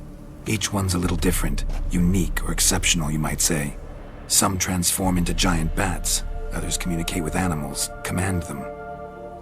Yet all are still brainless beasts. Dead wrong. Thinking of lesser vampires. Alps, Ekamaras, Catacans, for instance. They're ruled by instinct, sure. Attack anything that smells of blood. Higher vampires? They think. They employ reason. Monsters driven by reason. A curious contention. What, then, do you intend to do? It's way beyond being some monster. This is a powerful being that's walked the world for centuries. Yeah, impossible. If so great is their power, why have they not killed or enslaved us all? Don't usually meddle in our matters. Mostly stay out of our way because they don't care about humans one way or the other. And they do not fear we shall wipe them out one day. They'd probably be pretty amused if you asked them that. They're well aware of their strength. Then what can we do? Do you have a plan? Try to talk to him. That's our best bet. I cannot believe this. Her Grace summons a Witcher to kill a monster. Instead, he wishes to chat with it. Ha. Know what I'm doing. His lover was kidnapped. He's being blackmailed. Blackmailed? Be so kind as to explain how a vampire might be blackmailed. Higher vampires? They're like us, motivated by emotions, not instinct. Not only are they intelligent to an extreme, they're emotionally rich, capable of feeling many things, even love. This one fell in love with a woman, a human, and he'll do anything to keep her from harm. You do not, I trust, suggest we let Milton's killer go free. Or wait until it murders again. We must render it harmless as quickly as possible. Which is why that's my aim now, to prevent further attacks. Vampires only half the problem. Blackmailers at fault chiefly. Kidnapped the woman to control the vampire. And what do you propose to do? I'll find the blackmailer, free the vampire's lover. You were to destroy him, not help him. No one else should die. That's most important. Soon as the woman's safe, he'll have no more reason to kill. I admit to being swayed, Witcher. You may be right. Do you know anything about the blackmailer? Got one lead. A few scraps of paper. Blackmailer wrote the names of the vampire's victims on them. One of them stained. A drop of wine, looks like. So damn little to go on. You've no idea how wrong you are, my dear. Send for the ducal sommelier. Hop, hop! In Tucson, wine is sacred. Here there is no such thing as a drop of wine, or stains therefrom. They are stains from a drop of Est, Ervelus, Fiorano. Your Grace wished to see me? Witcher, show him the paper scrap. Benoit, can you determine which wine made this stain?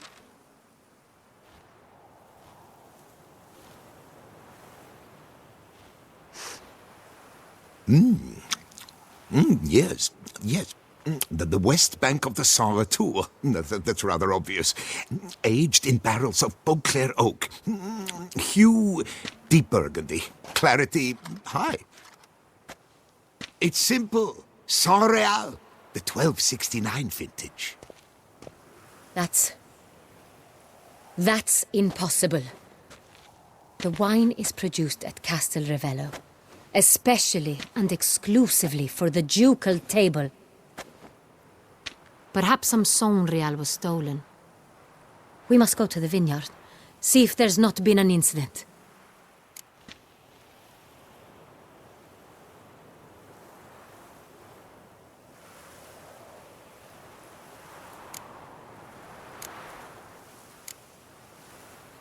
Saint-Réal didn't... We must... Saint-Réal. Never heard of it. It's highly unlikely you've ever had a chance to partake of it. As I said, it is only ever served to the ducal family. Didn't stop it from ending up on that scrap of paper. Unless your Grace's sommelier is mistaken. In matters of wine, Benoit is never mistaken. If he says it's Saint-Réal, it is Saint-Réal. We must ride to Castel Ravello at once. Discover what has happened.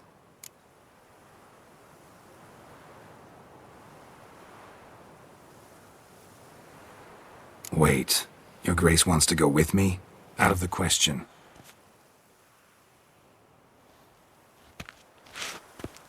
I hope you do not suppose we will sit on our ducal hiney and do nothing while our duchy is in grave danger.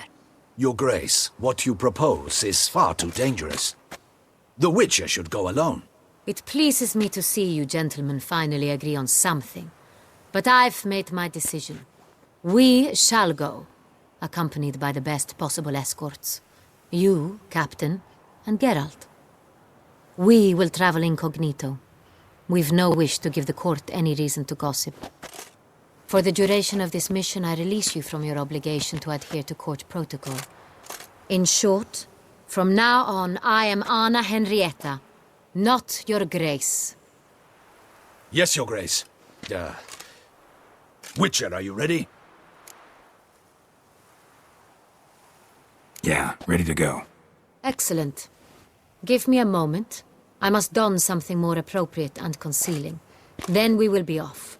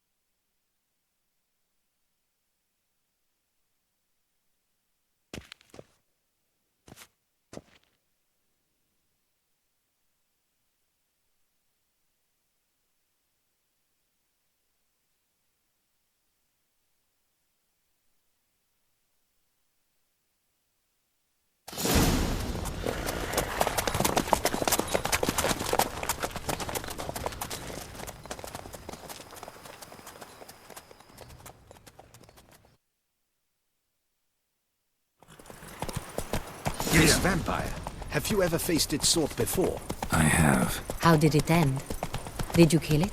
Didn't have to fight him. Hadn't killed anyone. Have you ever heard of anyone defeating such a vampire? Know of a man who defeated one, sure. But he didn't manage to kill it. Ultimately, only another vampire can kill a vampire.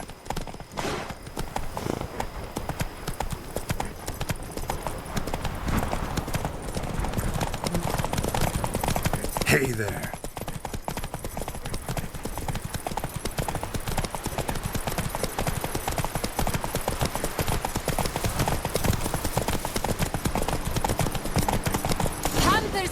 the wagon! We must help! Stay back, Your Grace. We shall see to this. Back, you beast! Begone!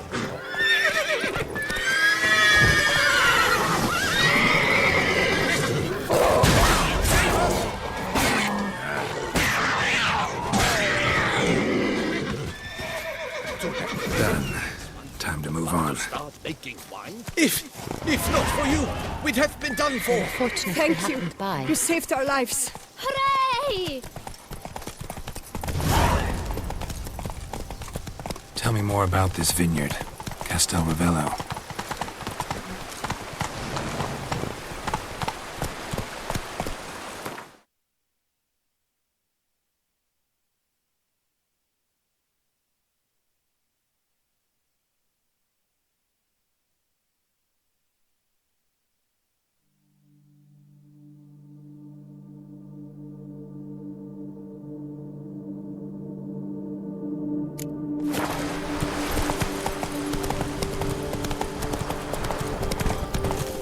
It's the best in Oltusa.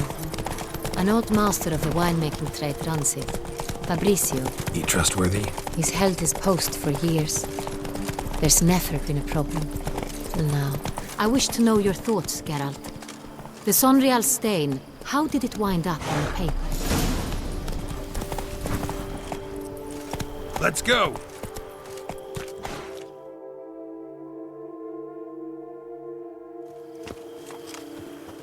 You call that escorting Her Illustrious Highness? What were you thinking? Captain, this is not the time for such complaints. As for you, Witcher, next time keep close.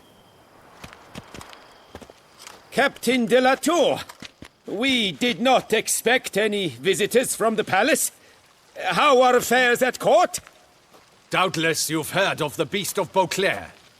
Well, we've our hands full. Especially since the rogue last attacked in the palace gardens. I trust Her Illustrious Highness was not harmed? Kind of you to ask, Master Fabrizio. I am well. Your Grace? We were not warned. I shall order the salon prepared at once. That won't be necessary. As you can see, we are not here on an official visit. Naturally. Might I ask then what has brought you to Castel Ravello? Came to see you. Got some questions. In this land, it is seen as polite to introduce oneself before asking any questions. This is Geralt of Rivia, a witcher. He has come to Toussaint on my personal invitation. Which is to say... Which is to say, I expect you to treat him with the utmost respect. Of course, Your Grace. Did you hear that, Witcher? Fabrizio will be delighted to answer your every question. Want to talk about Sonreal? I am at your service.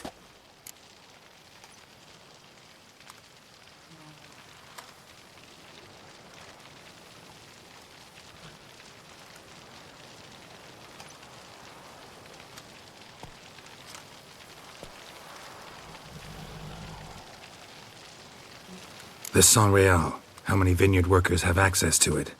One might say only I do. Not like you make the wine all alone. At least a dozen others work here. I see you've little notion how wine is made. Grapes travel a long road before they become Sonreal. The workers assist me only to the stage of fermentation. I see to the maceration personally and let no one near the fat. Workers, again, assist me during barreling, but then I seal the aging barrels myself, each and every one. The wine lies in the cellar, gains character.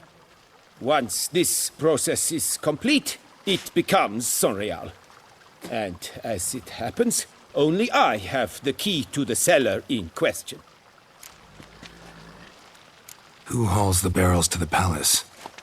We've our own garrison. Guards who have served here for years and would answer with their heads for the wine. We'll not get anywhere asking questions, I see. It's a waste of time. Your Grace? How am I to understand this? Master Fabricio, we have proof someone's gained access to Sonreal. Someone who should not have, which means one of two things. Either you lie to our face, or you are an idiot who has had wine stolen from under his nose and not even realized it. In either case, you shall answer for it. But... Silence! And listen. I shall inspect the barrels in person, thus giving you time to reflect. When I return, I expect to hear answers. Remind me, where is the Sonreal stored? In the main cellar, around the corner. I'll show you. I shall find it. Give me the key to the cellar and wait here. Oh, of course, Your Grace. Here it is. Come, Witcher.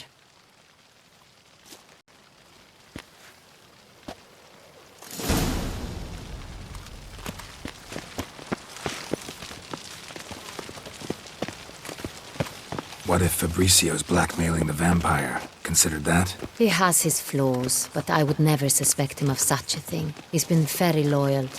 He owes all he has to me. His father frittered away the family fortune. He left his son an encyclopedic knowledge of wine.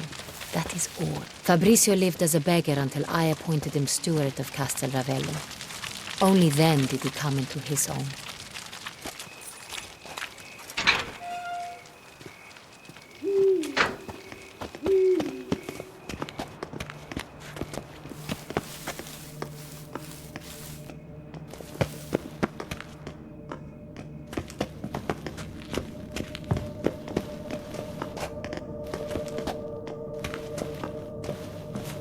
So where do we start? Let us see if all the barrels are present. Here's the inventory ledger.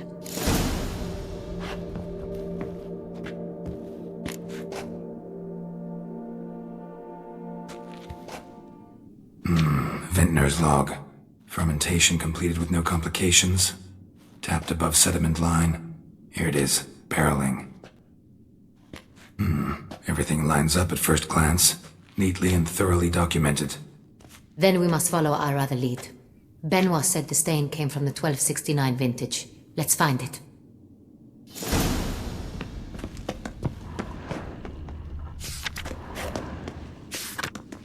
Herveloos. I like it. Quite dry. An excellent wine. You've good taste.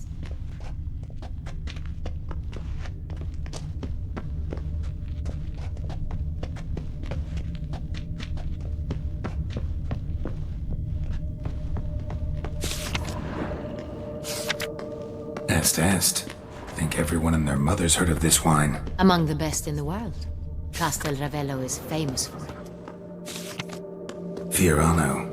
Dandelion's favorite. Adores it. Ah, yes. That sophisticated palate of his.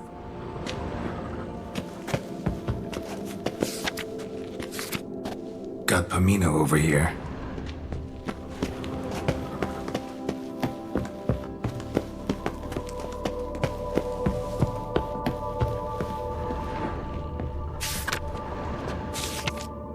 Sonreal. 1270 vintage. That's the wrong year. Keep looking.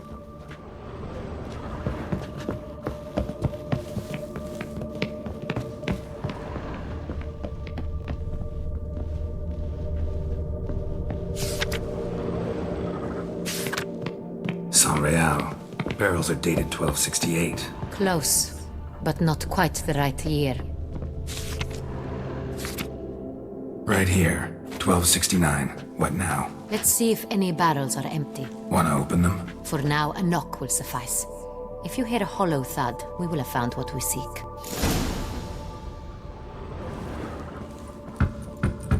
Full. This one's full too.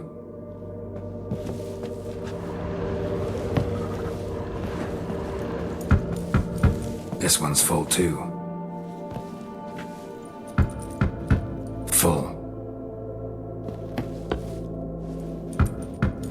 This one's full too.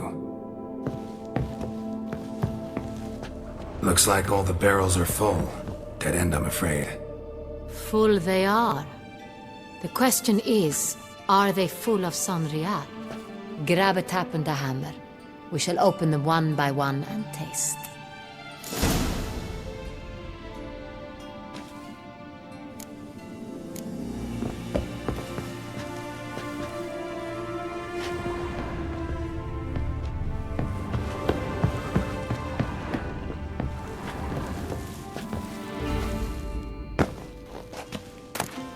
Wooden hammer for tapping barrels.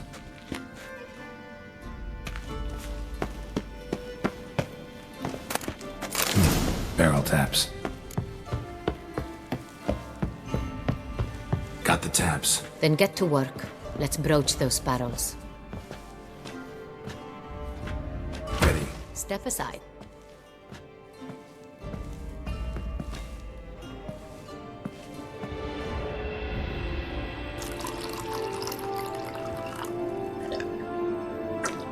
So? Those hints of spice. Distinctive. This is Sonrial.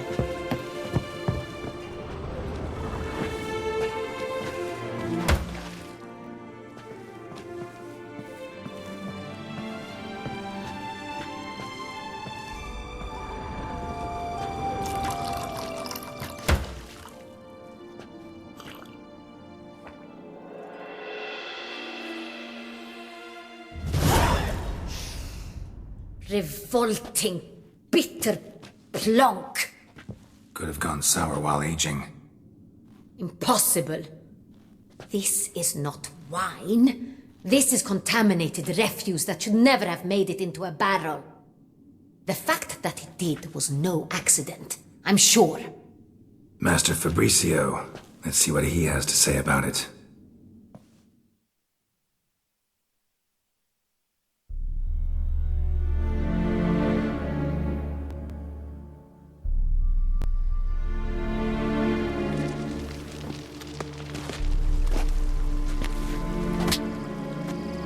Master Fabricio, I am very disappointed. But, Your Grace, I... You are a step away from losing your head. Speak the truth and you might yet keep it.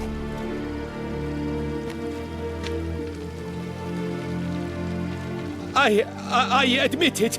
I sold a barrel of Sonrial. I beg you to forgive me. Why did you do it? I couldn't resist. The sum they offered, it was enormous. I gave in. Is what I provide not enough?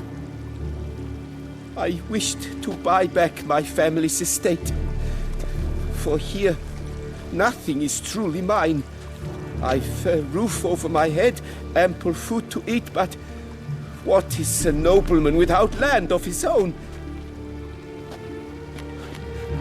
I shall tell you everything, if you agree to show me mercy.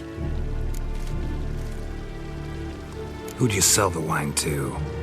A few weeks past at the Pheasantry, a rich nobleman approached me. He called himself a diplomat, well connected at court. He suggested we embark on an enterprise. Some of his clients had offered dizzying sums for even a drop of Sonrial. He was to serve as intermediary. This man's name? He never revealed it. He was tall, black-haired, and spoke with a foreign lilt. He claimed to hail from Sintra. I've no Sintrin aristocrat at court. Really thought nobody'd find out. I was a fool, very foolish. I beg you, Your Grace, you must forgive me. Wine itself, how'd you hand it over? We met under the cover of darkness in the ruins of Fort Astre. A dozen or so men came to collect. Armed men. The kind that stink of trouble. I had hauled the barrel there. They transferred it to their cart, and we went our separate ways. That's it? That the last you ever saw of them? That is to say, a few days passed. A messenger arrived. He said they wished to buy another barrel and, well, I've prepared it. Have it ready to deliver.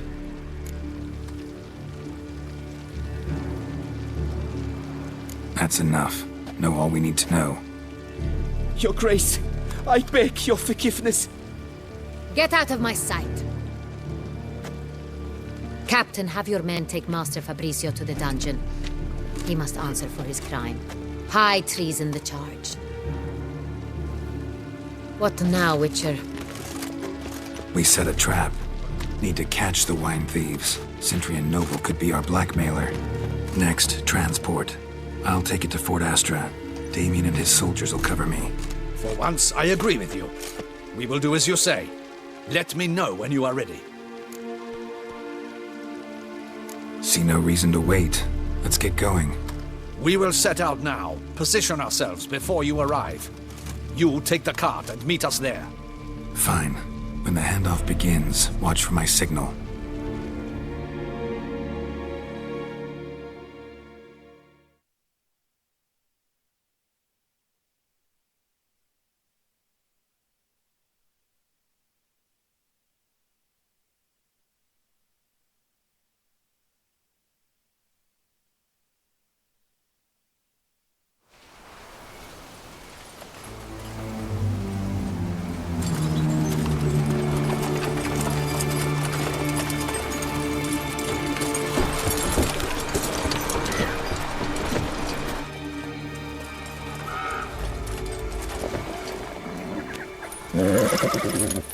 Relax. Now we wait.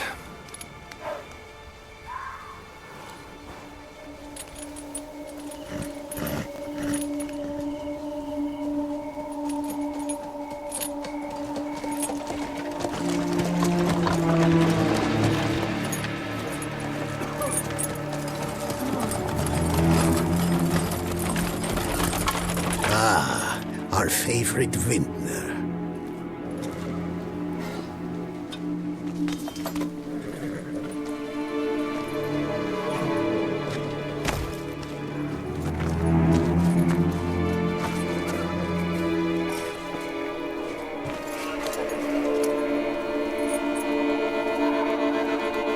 It's not him.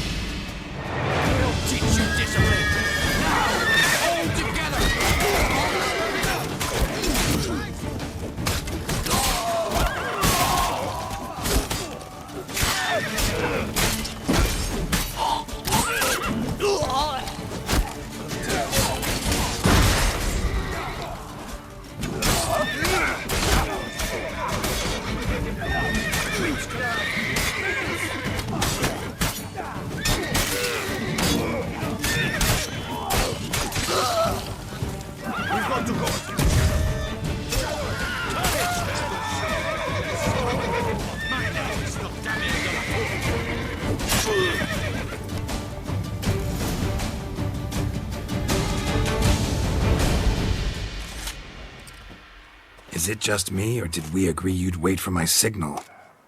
That was the plan, but... Great shot. Good thing you reacted. Can't say how that would have ended otherwise.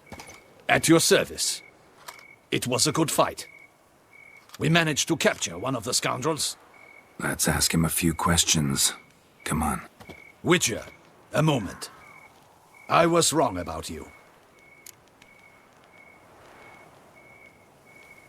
Well, had no reason to trust me, and I didn't do much to change that. True.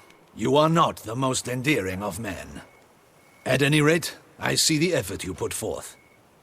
And I appreciate it. Let us go to her grace. She awaits nearby. Not at all surprised. Expected she'd want to oversee this personally.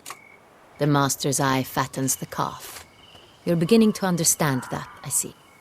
This prisoner of yours, bring him to me. We must ask him some questions.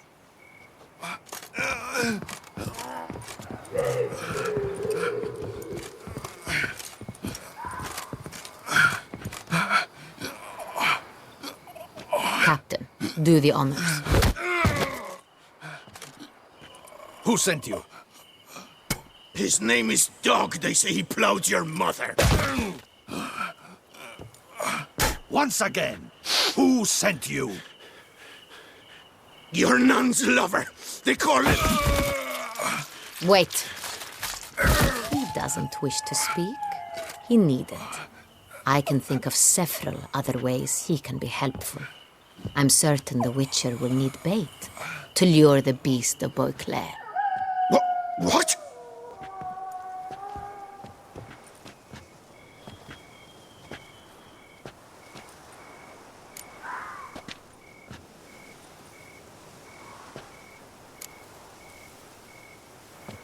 Usually only take measures like that as a last resort, but in this case, think I can make an exception. Do as you deem fit. He is all yours. Captain, have your men find me a strong rope. Kind that won't snap when we hang this fellow from a tree. Rope? Live bait. Great for monsters, provided they catch the scent of its blood.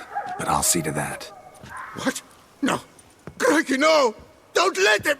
Stop screaming. Save your strength. Got a long night ahead of you. No! Don't let him! I'll talk! Barrels. Where were you gonna take them? I don't know. Captain, need that rope after all. I truly don't know. Hornet's the leader, only he ever knew where to go. But he lies over there, dead. That one. The first barrel went to a warehouse at the port. But where this one was bound, I don't know. I speak true. You must believe me. Who hired you? He'll kill me. Ought to be worried about me right now. Who is he? Go on, man. Spit it out. The Cintrian. That is what they call him. I've never seen him, but I know he mustered the men for this caper. That's what they said, that we were working for the Cintrian. I don't know anything else. I swear it.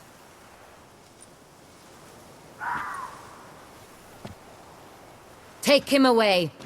Throw him in the dungeon. He shall await trial there. Captain, we ride to town. Gather your men and seek out the Cintrian. Someone else must have seen him, must know of him. Yes, Your Grace. I'll report to the palace as soon as I learn anything. I shan't return to the palace. Our mission has not yet ended. The Witcher and I will await you at the guard post near the port.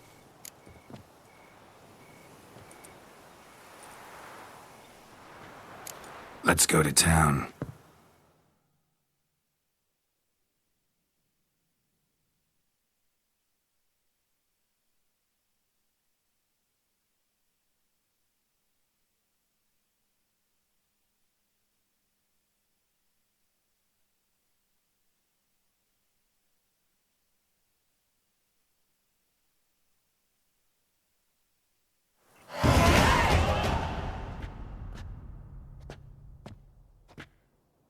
He's late.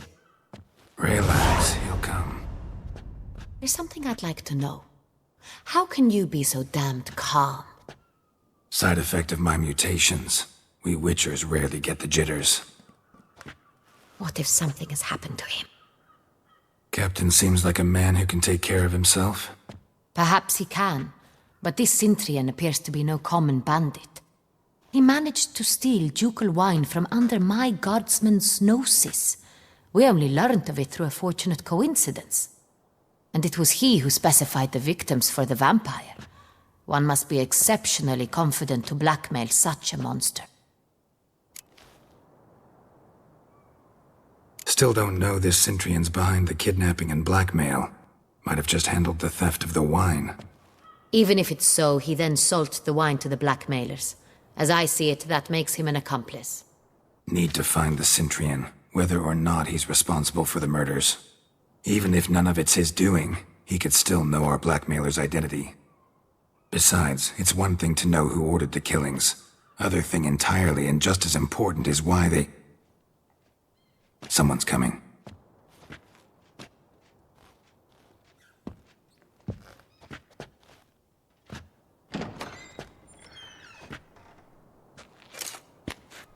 Cap, Captain, why so long? We expected you hours ago. This Cintrian does not work alone. We are fighting an organization, not one man. Bandits attacked us, not a small force either. One of my boys has a broken arm, another a shattered knee, lamed for life. And the word on the street is there's a hefty bounty on your head, Geralt. Used to it. Not the first time I've been hunted. Must you always? Now, the port warehouse where the wine was delivered, we identified it, then learned who had hired it out. This proved to be a beggar, a stand-in. We found him. He admitted all.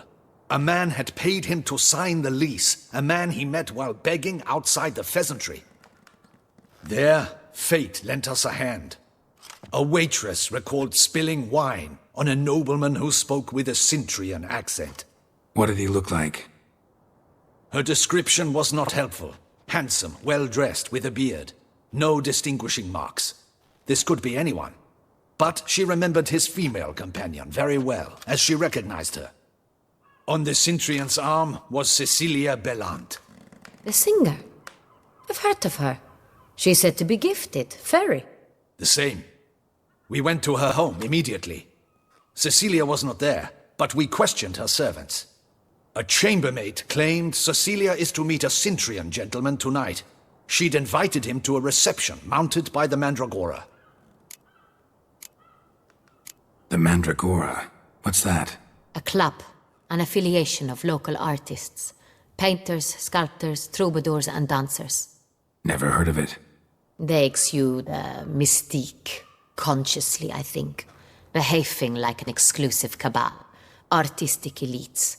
Every now and again they mount soirees. Only wealthy patrons are invited. All arrive in elaborate masks, then drink and flirt.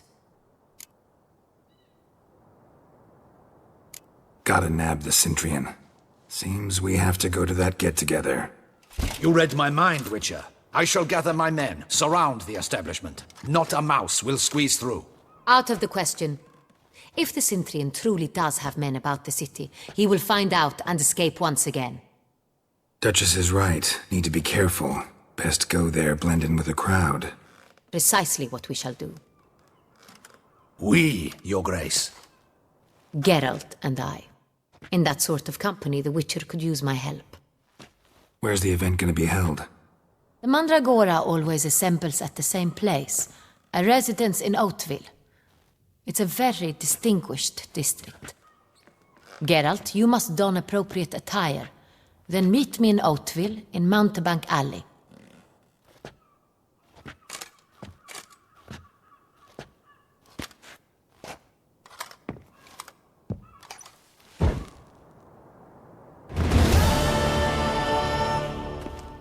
Audacious lad, the Cintrian. But we'll get him. Hey,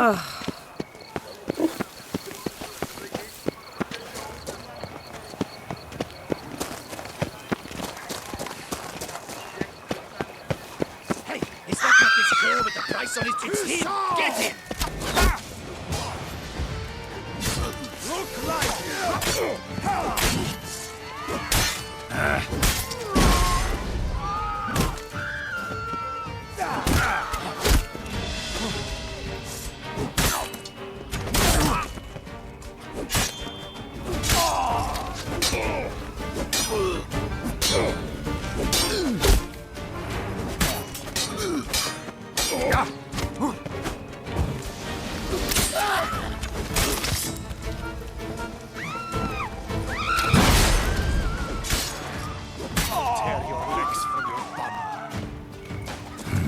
Didn't look like locals. Damien's right. I'm a hunted man.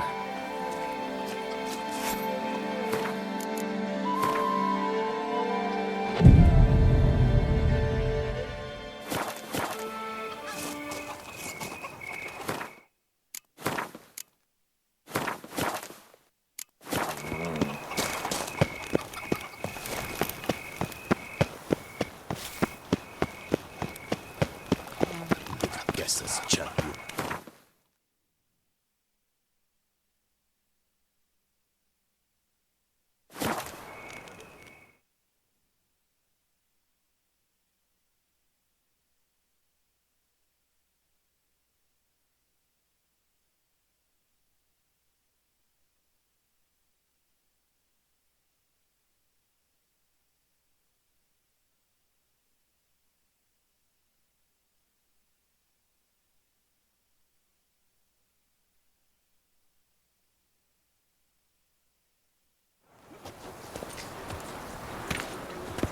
Do you like it here?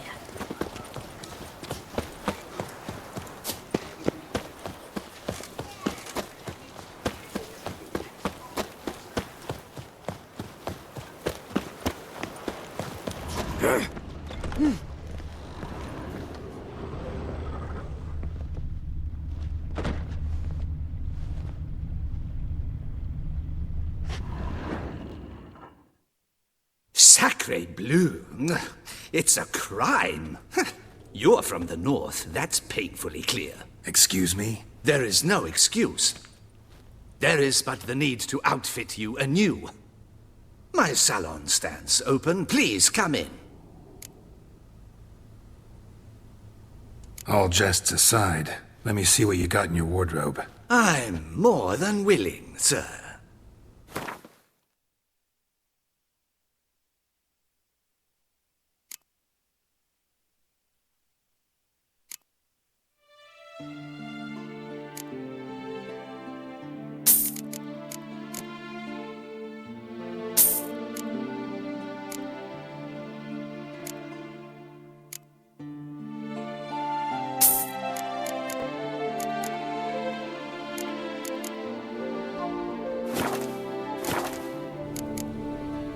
Thanks. Think that's all. Ever your servant, sir.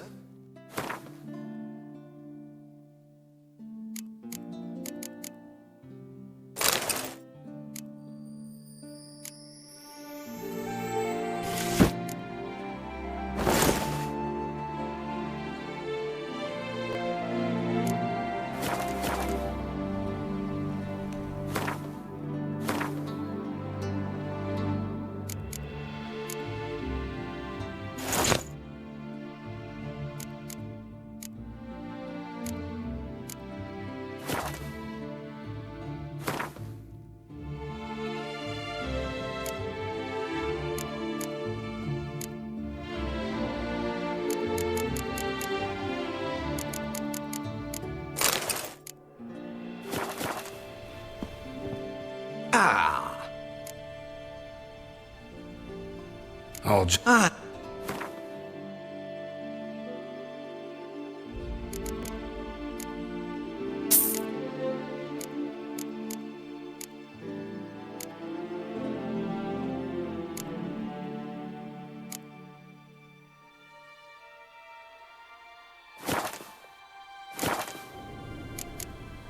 Thanks. Ever your servant, sir.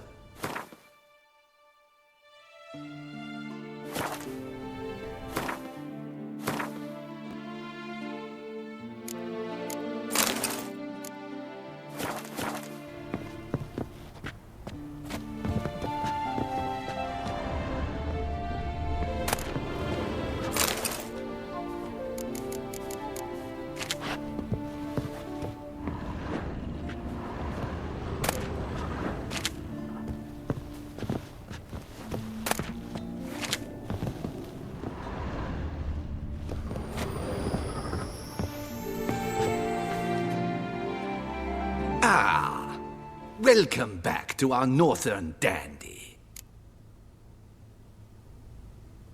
All jests aside, let me see what you got in your wardrobe. I'm more than willing, sir.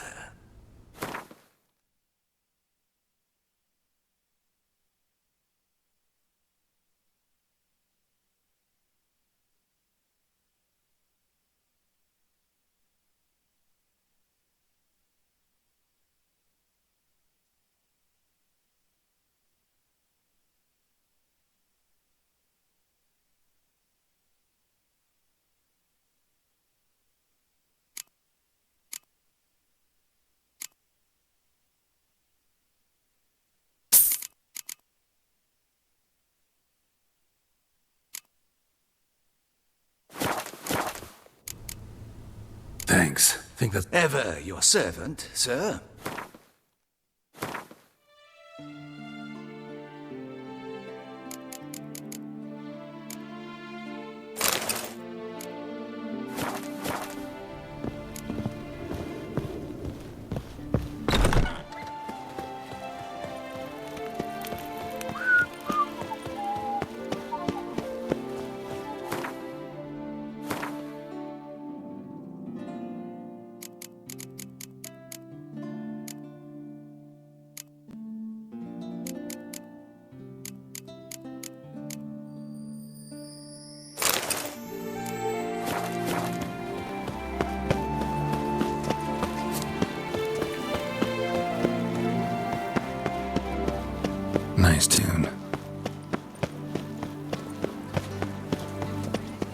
Unter Duke Reginald Aubrey has returned, not to be missed by your tick.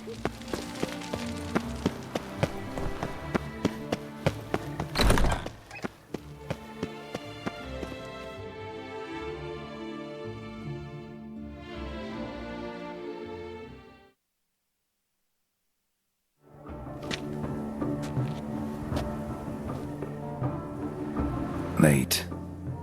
Why does that not surprise me?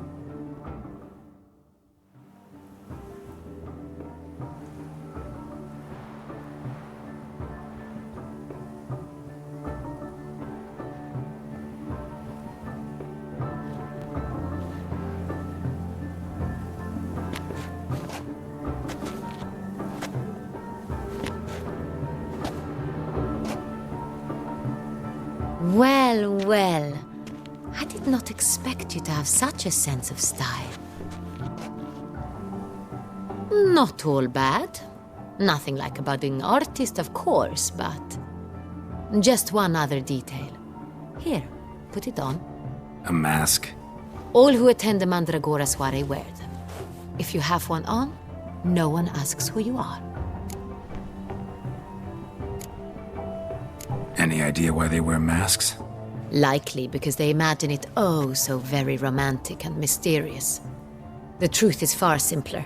This way, no one can tell which drunken aristocrats are pinching the performers. Let's go. Soiree's started. Mm-hmm. Wise of you to hide your weapons. They'd not have let us in otherwise, that's certain.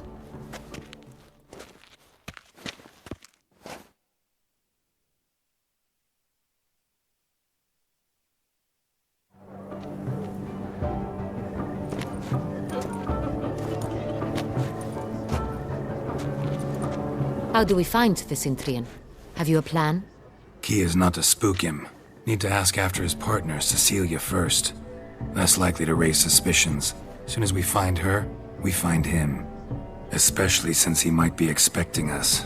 What do you mean? Ran into some of his thugs in town. Knew who I was. Had it in for me. Right. Right you are. We must proceed with caution. Come, it's our turn. Madame, Monsieur, an extraordinary pleasure to welcome you to the Mandragora's soiree. Tonight, I particularly recommend you direct your attention to the performances prepared by artists of our community. Tell us about these performances.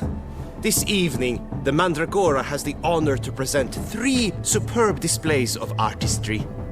The first was a concert by Cecilia Bellont, a singer whose voice, were it stone, would surely be a diamond.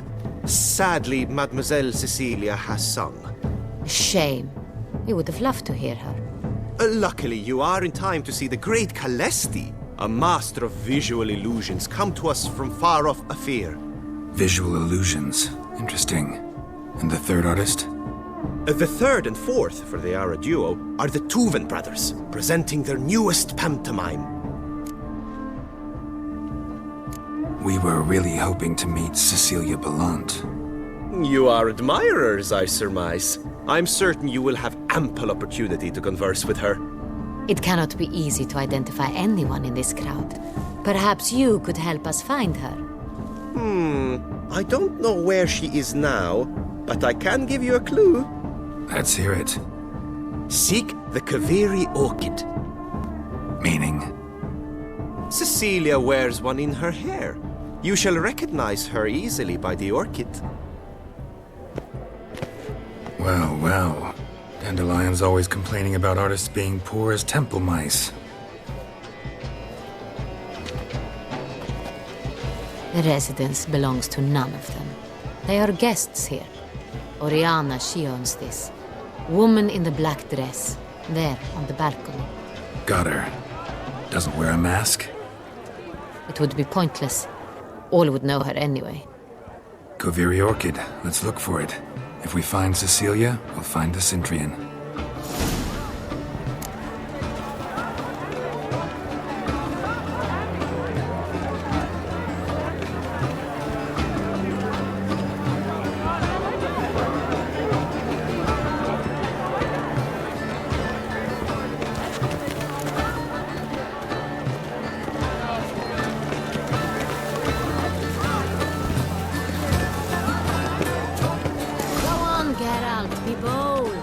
Show us the artist in you. Explain for Good folk, yet another soul longing to express its creative side. Well, you and modern art? Sister, the artist must fall soon. We must retire.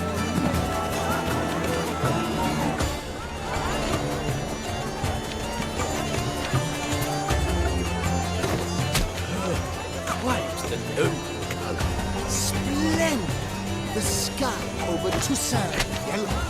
Why should you smile? It's obvious. Drop it in the hay and transgression grab is the purest.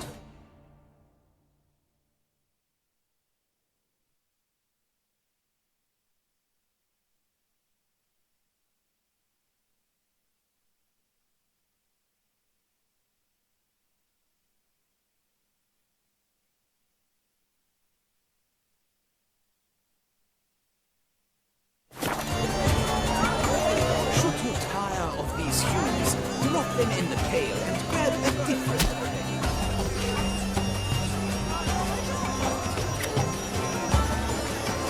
Good to see you, boy.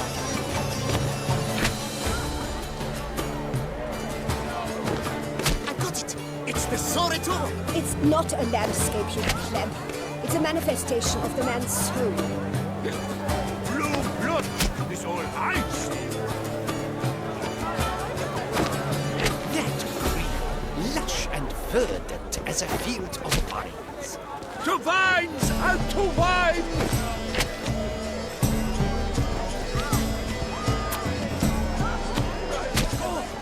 Scarlet, crimson oxblood, icy lips, full sensually parted lips. Composition takes shape. Yes, it's sure to be a master.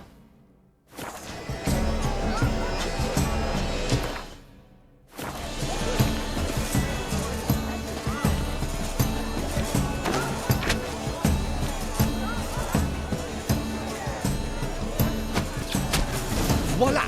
Fine. Now, allow me a moment to ponder. My appraisal? The painting depicts spiritual dualism. The continual battle between good and evil, and defiance. Oh yes, that's him all right. Good versus evil. The dualistic nature of man. And defiance.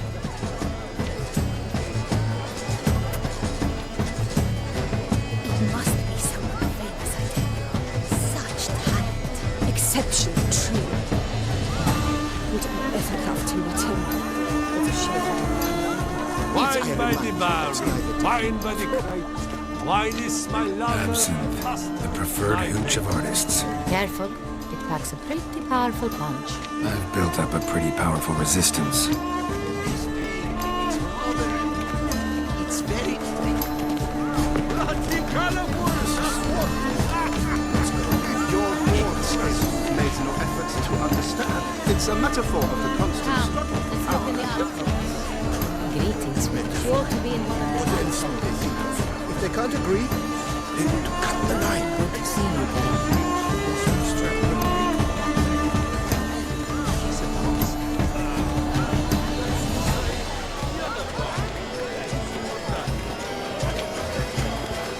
Sure to be in one of the alcoves.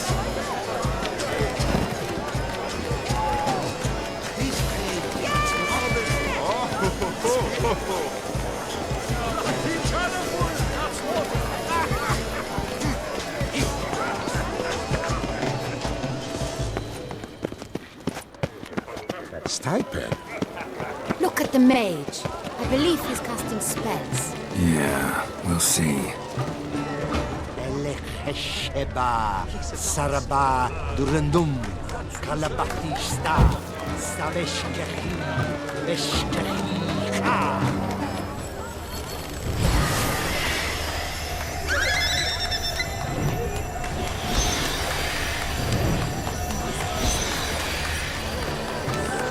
Ah, how beautiful.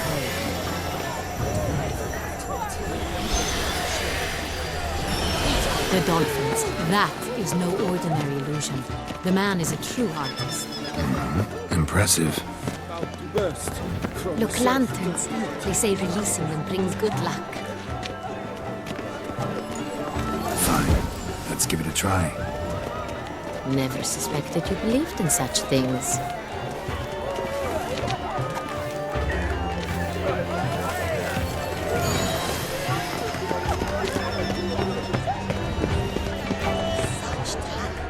Exceptional true. Blah, blah, blah. Avant-garde, schmavant-garde. It's all about two things. Coin and competence. I was prepared for all sorts of criticism, but...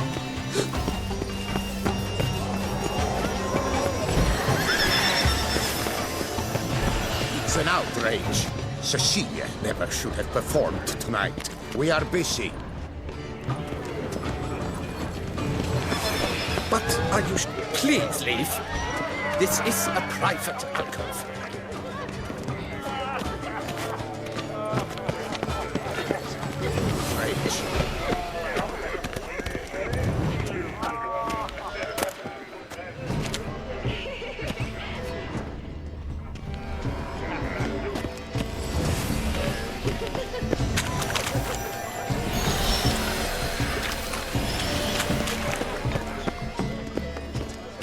Are you sure it's an original? My Consider employer yourself swears it. greeted. Besides, This painting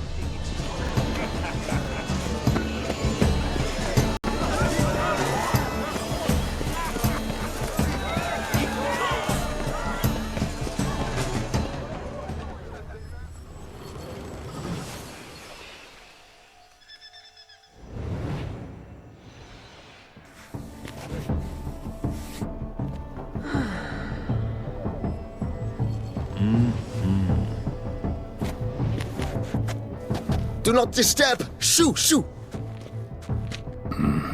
It's the right flower. Of course it is! A Koviri orchid lends just the right contrast to her complexion. Need to talk to your model. It'll only take a minute. To me? Lie still! You may speak, but for love's sake, do not move. Wow. Impressive portrait. I know the style, the stroke. This is Dorian Velez. The gracious lady has heard of me? I've heard Anna Henrietta herself wished you to paint her portrait once. At one point, the palace chamberlain even wrote to me, but alas, ultimately refused my terms. What was the matter? When he learnt I only ever paint nudes, he severed all contact. He said he would not dare offend her illustrious highness with such a proposition. I've always longed to paint her. Such a shame. I think you may still get your chance. We came here to meet you, specifically. To meet me? But why? Cintrian Noble you came here with. Wanted to ask you about him. Cintrian Noble. Ah! You must think I'm Cecilia. Orchid confused me. I told you not to move! As she concluded her performance, Cecilia tossed the flower into the crowd. I caught it. But I did see the nobleman. Really like to talk to him. What did he look like? Like many here. Tall, dark, masked. Know where he might be now? He gave Cecilia a small gift, a heart-shaped box. Then they strolled off together towards the refreshment tables. Excuse me, madame, monsieur, I cannot work like this. You must leave now.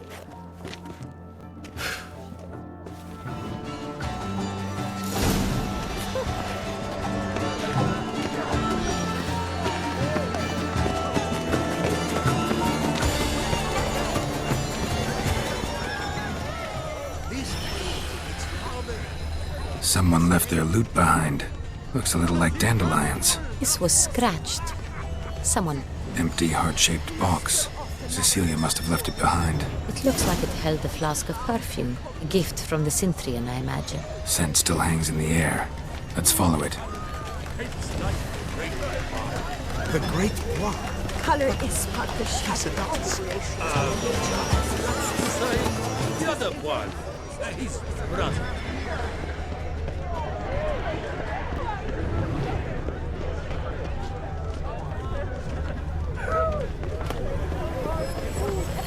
Aren't they even? Because the right cuff seems somewhat higher to me. It's fine.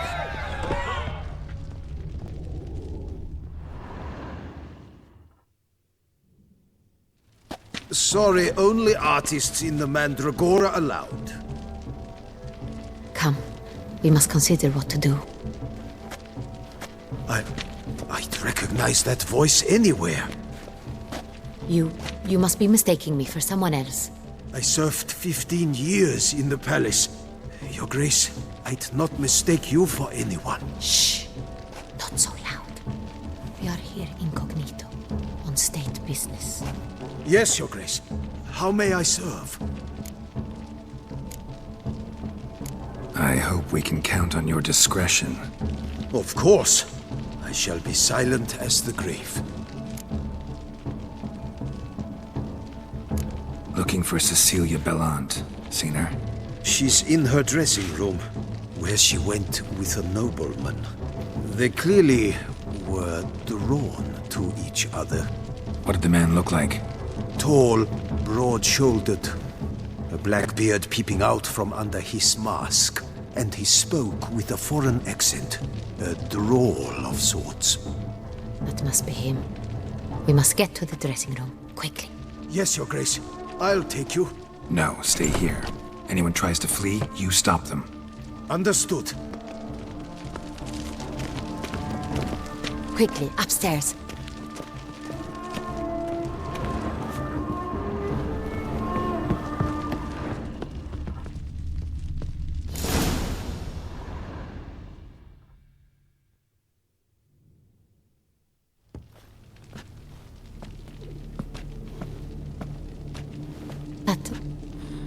That must be Cecilia. No pulse. We're too late. He slit her throat. The brute.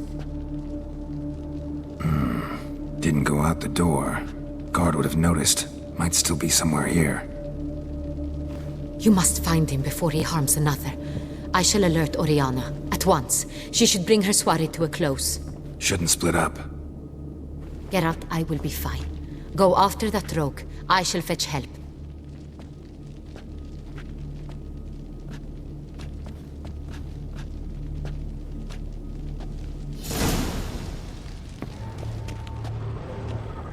Tore down the door. Bloody handprint. Platform. Clever. It's his. Must be pretty strong, too. Killed her, then went out on the balcony.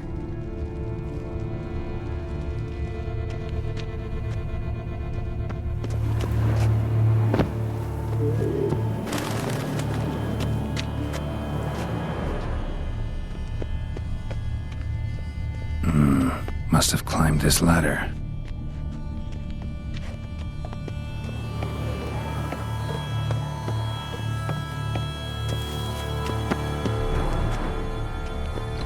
Could still be here.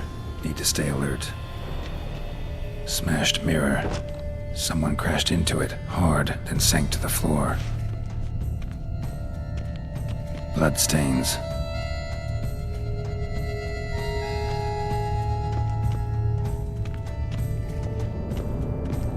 Locked. No key in sight.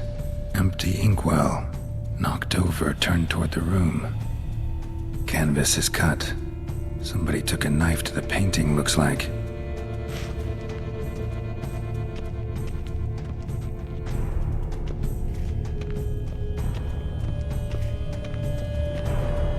Blood on the window frame. Someone climb out? Fall out? Sconce is bent. Smeared with blood. Someone try to grab it?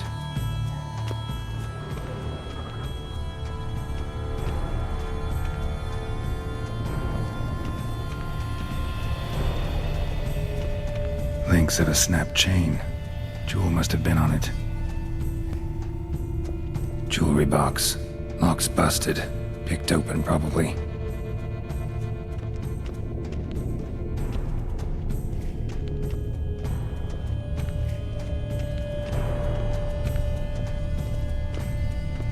looks valuable, but it's not what he came for.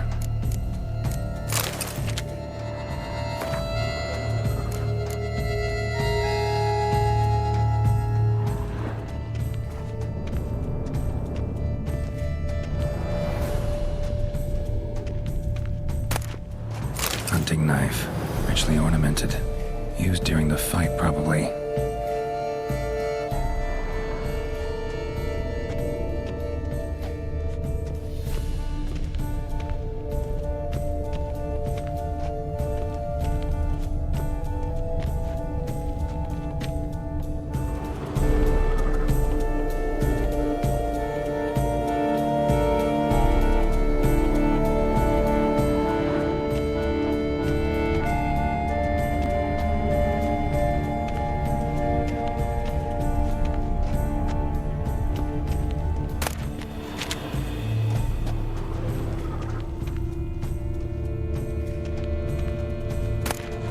Precious stone.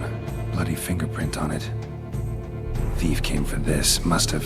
Tiny chain links next to it. From a snapped necklace? Seems there was a struggle.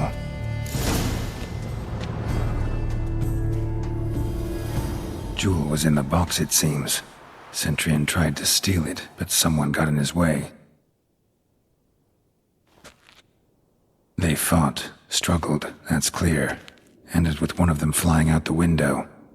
Fall had to have killed them.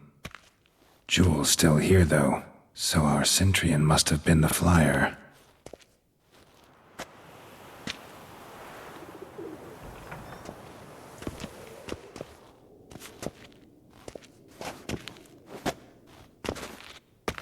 So, this is the tracker. A witcher, yes? Indeed, this is him. We found the body together. Then he set off in pursuit of the killer. And ended up here, but I've only found evidence of a fight. Seems the Centurions killed his last. Finally failed this time. Shame it happened too late for Cecilia. Poor girl. Always told her she chose her males badly. But I would never have suspected she could arrive with a murderer. I'll alert the staff. Have them see to her body at once. Meanwhile, we should sit. I will tell you everything, in full detail.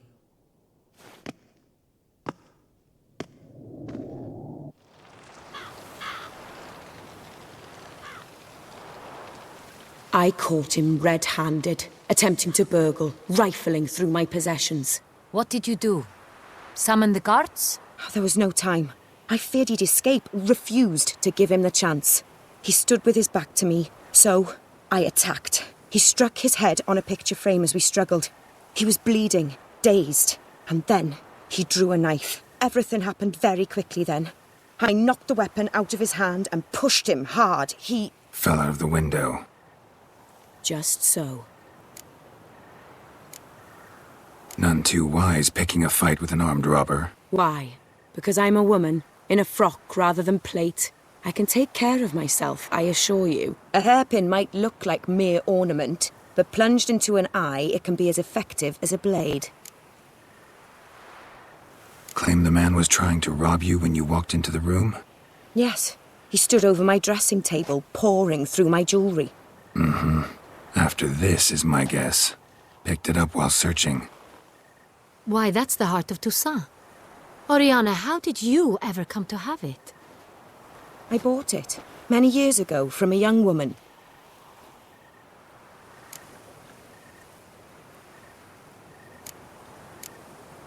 Jewel seems important. Why? The heart is an heirloom. It belonged to my family for years. Then it disappeared. I didn't think we would ever recover it. Seems someone is very determined to find it. The thief left his tool bag behind. Found this drawing inside it. Look.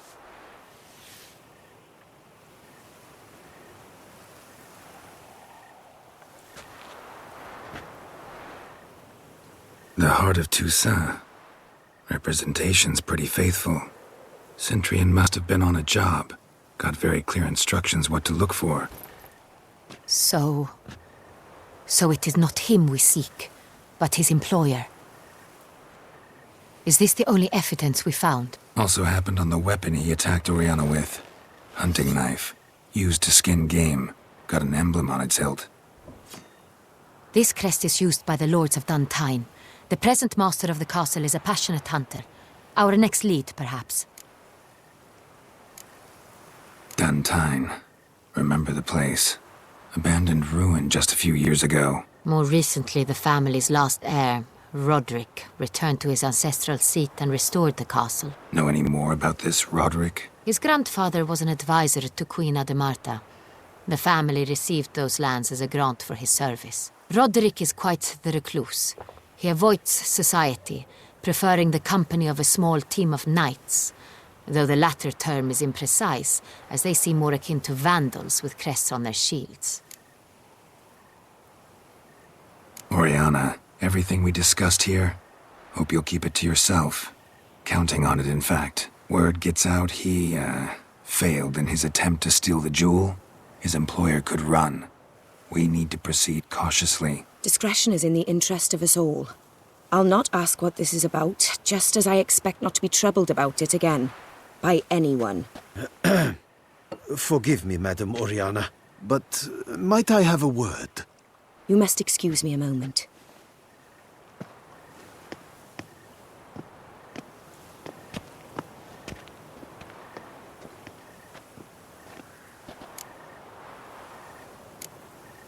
Oriana, any thoughts? Few make me feel awkward, but in her presence, I sense anxiety, discomfort. The drawing. It's on the same type of paper the victims' names were written on. Drawn with the same ink, too. Seems the work of our blackmailers. Who were not only behind the beast's murders, but also stole the Sonreal and sought to steal the heart of Toussaint. Look, the wine, the jewel, both tied to you intrinsically. Coincidence? Not something I'm willing to believe. Worried about one thing. That somewhere at the end of this scheme, plan might call for an attempt on your life. It could be something else altogether.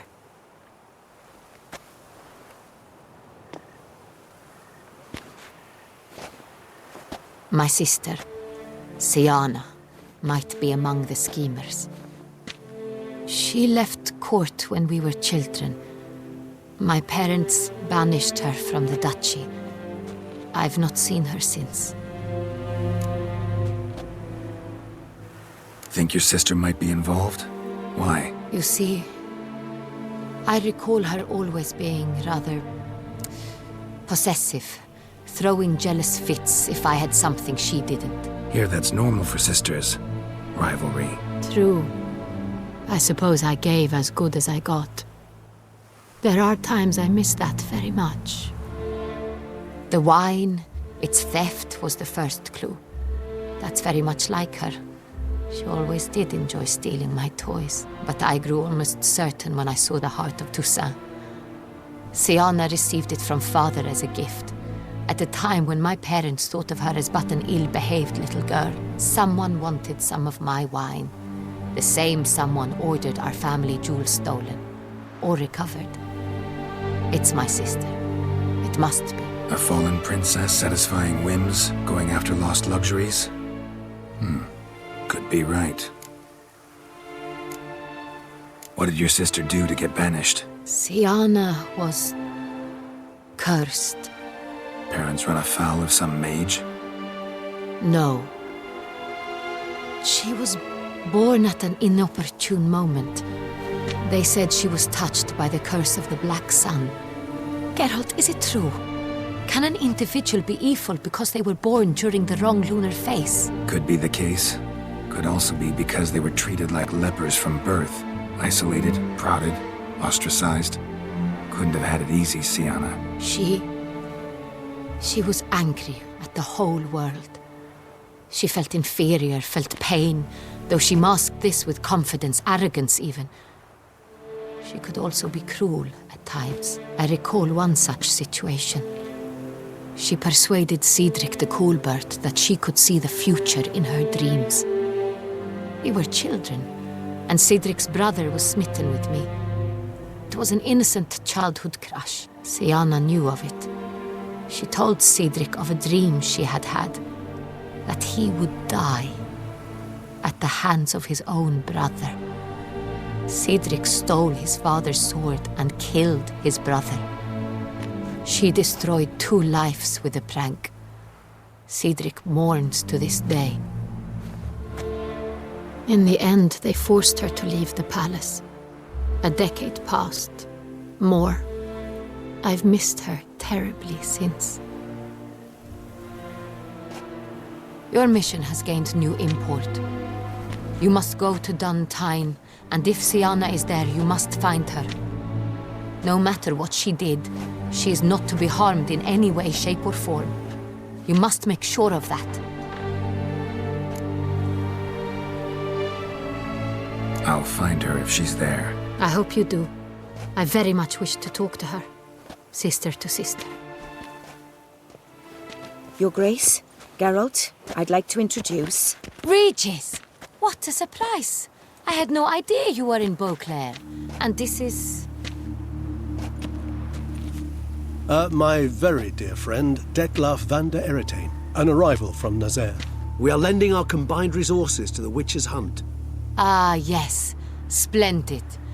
But why are you here at Oriana's? They came to pay me a surprise visit, so I invited Regis in for a glass of wine. We've known each other for... ages. Literally. Witcher, I hear you know Regis too. Even that you are friends.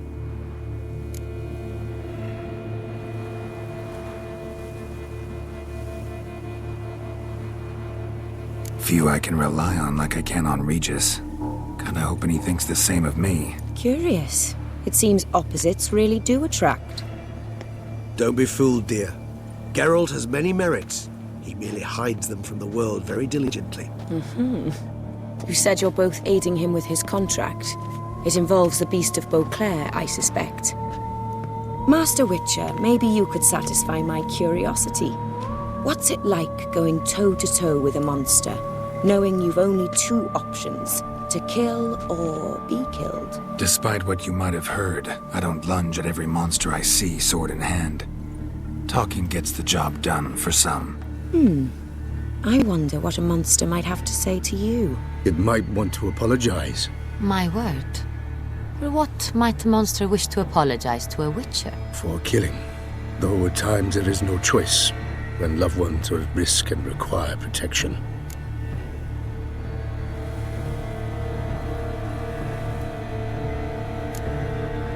Same as humans. Put them in that situation, they'll kill too. You understand this. It must be why you and Regis are friends. If I understand you correctly, you would rather help a monster than kill it. If possible, yeah. Or at least try. Enough about the Witcher trade for now. Regis mentioned you come from Nazaire. I spent time there as a child. Fond memories? It was wonderful.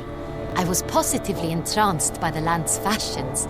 Deep-cut dresses I found most fascinating. I believe we're running short on wine. I should go to the cellar, bring another bottle. Let me go. Wanna help, Regis? Know your wine a lot better than I know mine. We shall return forthwith.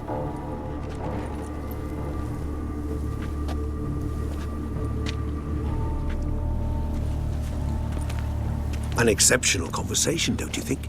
Vampires, a Witcher, and the Duchess of Toussaint? My. Highly exceptional, Regis. Wanted to talk to you in private. You crazy bringing Detlaf here? Geralt, allow me to explain. No, let me explain. He's dangerous, and you were gonna watch him. But that is precisely what I'm doing. Detlaf believes you'll succeed in your task, and he'll not need to kill anymore. That is, not until he gets his hands on the men who kidnapped his Renna.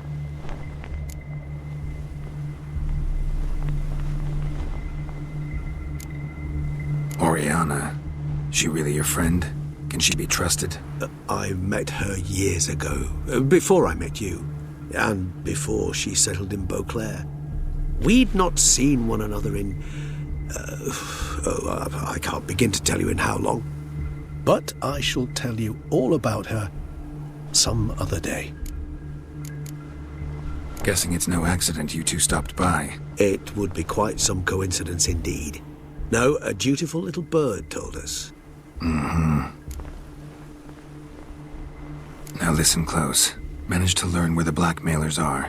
They're based at Duntine Castle. That's splendid news. If they are there, Renna must be there as well. Duchess expects we'll find her long-lost sister there, too. Thing is, she might be involved.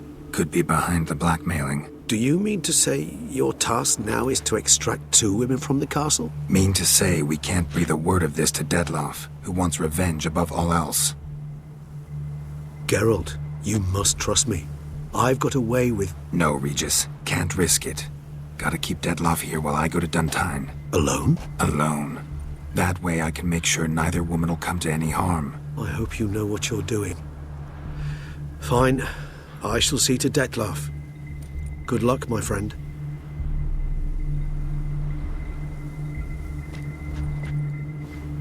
Splendidly, Dettlaff.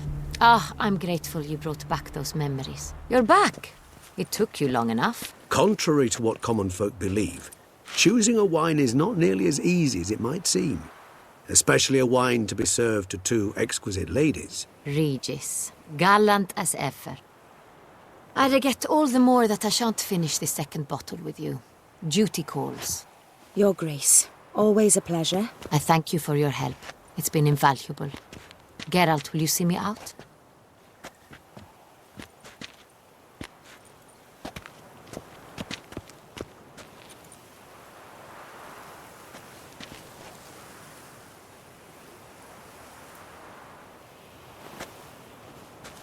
You have exceptional friends. This Dettlaff, an intriguing man to say the least.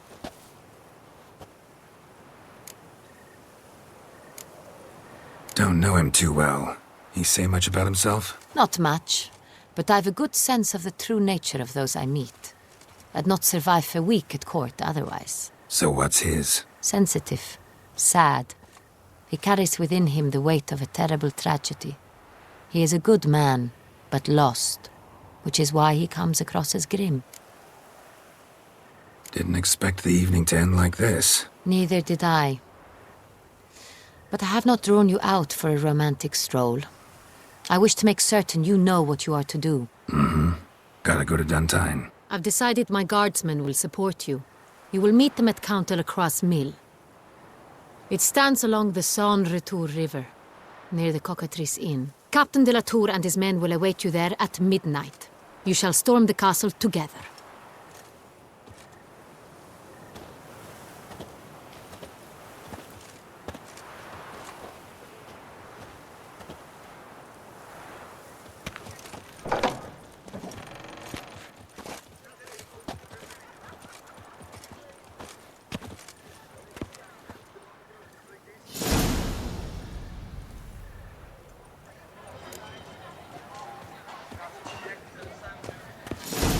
The Duchess summoned him.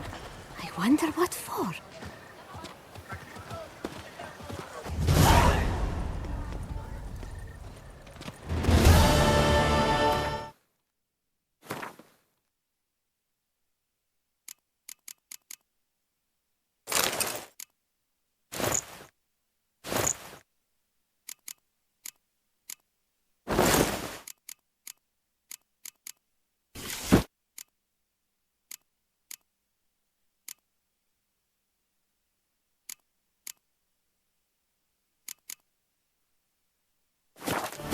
Do you like it here?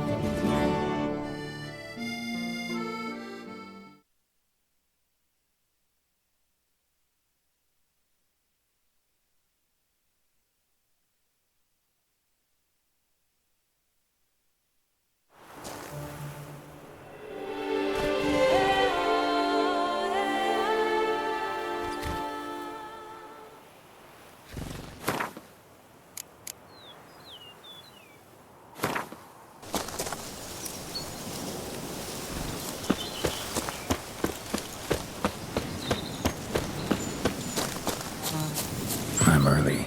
No guardsmen yet.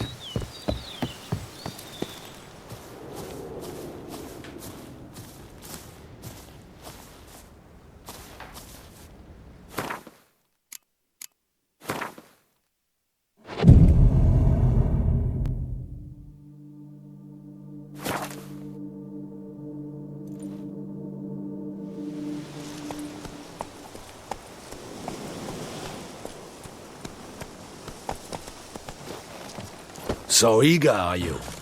The mill, then. We shall discuss the assault inside.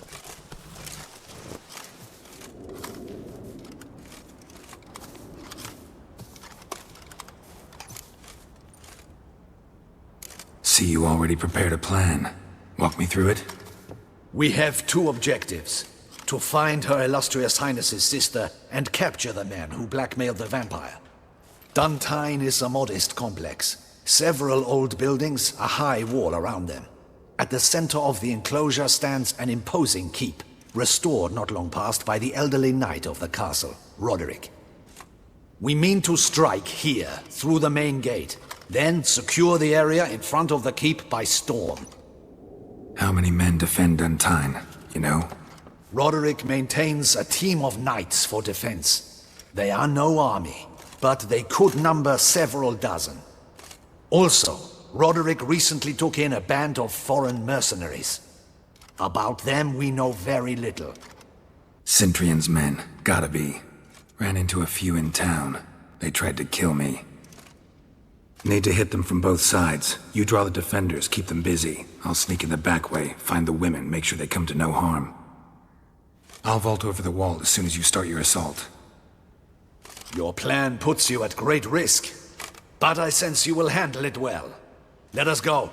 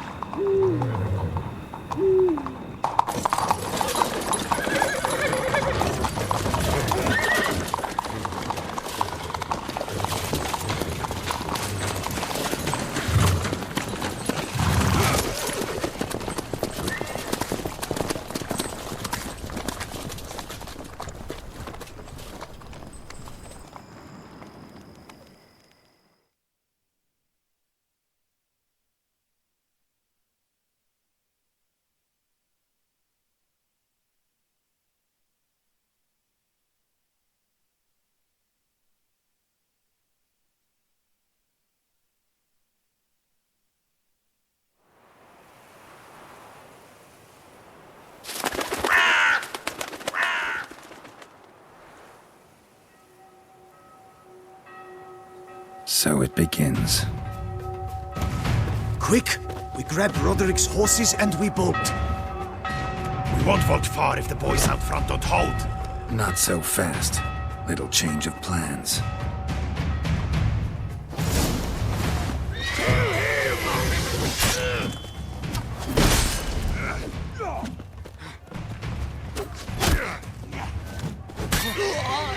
Watch it on. Hal! He'll kill us!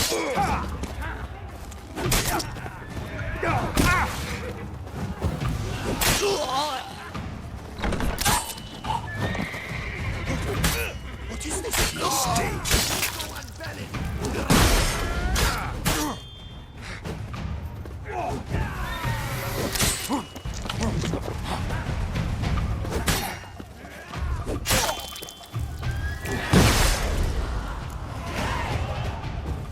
Roderick sent him to get the horses. He's looking to flee. Can't let him. I see no ducals along the road. They must not be guarding it. Roderick was right. You Loop can't those flee. crates We'll on the wagon. manage. Someone's here. They've breached the back walls. Come on. Kill him! I shall show you, rogue!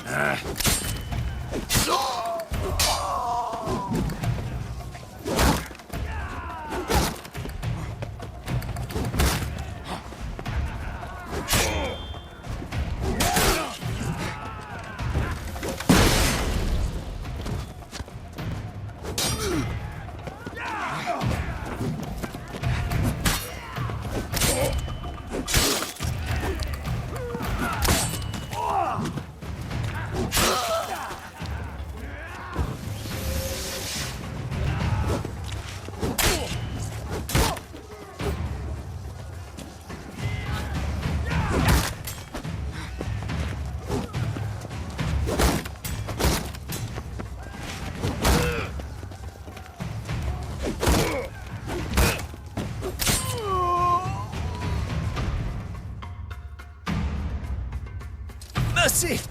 Mercy! I did no wrong! Nah, kept the wrong damn company. Centrion's men, where are they? I knew... shouldn't have let them under my roof.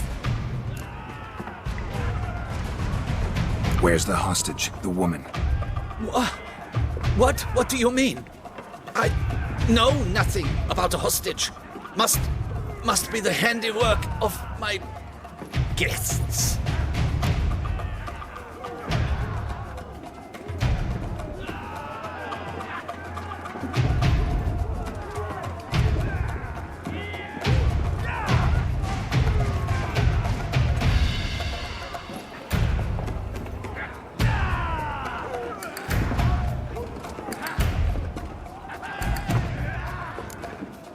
Where are they now? In the keep, ready in their escape. There's someone with them? Woman named Sienna? Of course. She convinced me to let them in. And a whole pile of trouble along with them. Where is she? Packing. We were to leave together. An old fool. I'd have done anything for her. Where is she? In the keep too? Yes. Her chamber is in the tower, the top floor. What will become of me?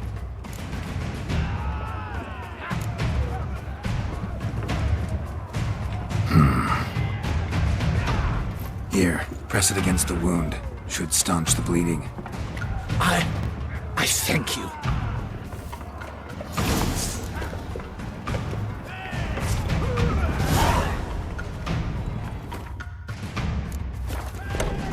What is happening? This one! Kill the Shitleister!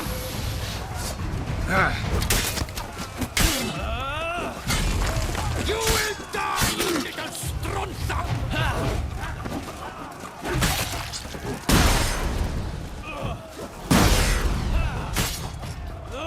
I will tear you to shreds!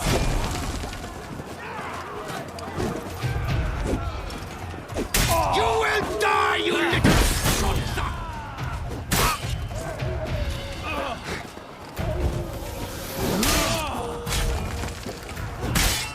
I will tear you to shreds!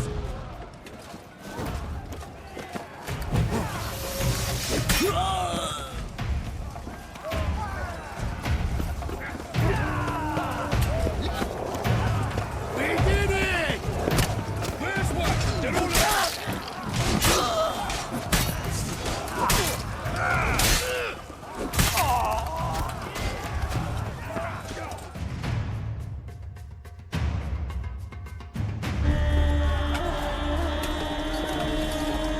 Giving you one last chance. Yield. And Harleth got us into this. Kill him! Attack!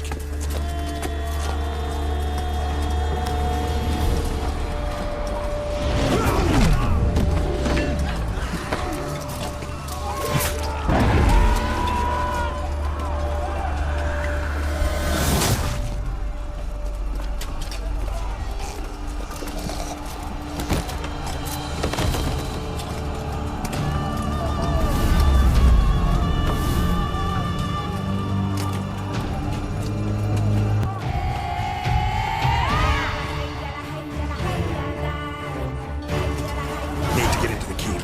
They shall pay for everything!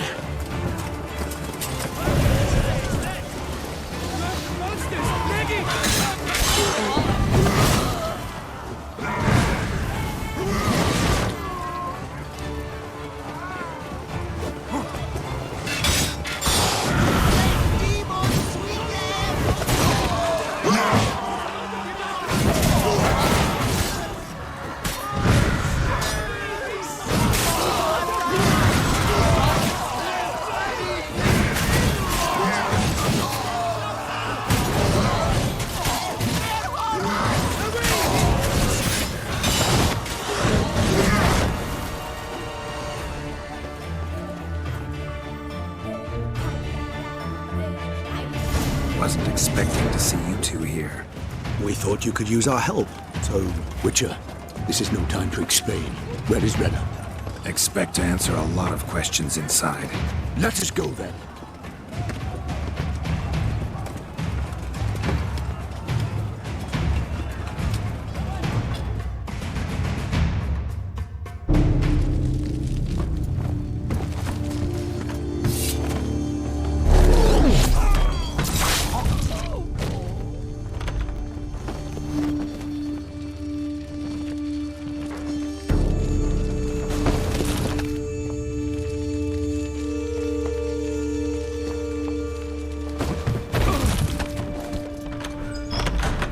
Renna! Are you hurt? If any of them... You know me. I'd never let them hurt me. I just waited for you to come. I didn't know where to look. They threatened to kill you. Forgive me. I failed you.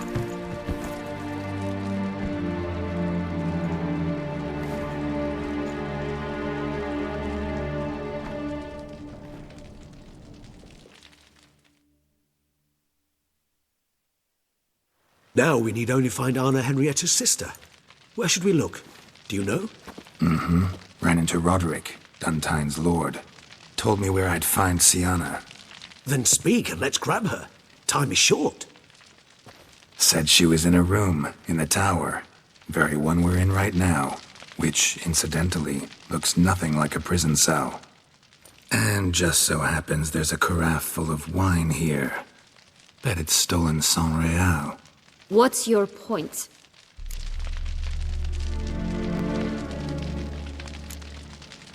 Giving you one chance to tell us everything yourself. I've nothing to tell. Witcher, what is this? Sorry, Dettlaff. You've been had. My friend, please. You must listen to what Geralt has to say.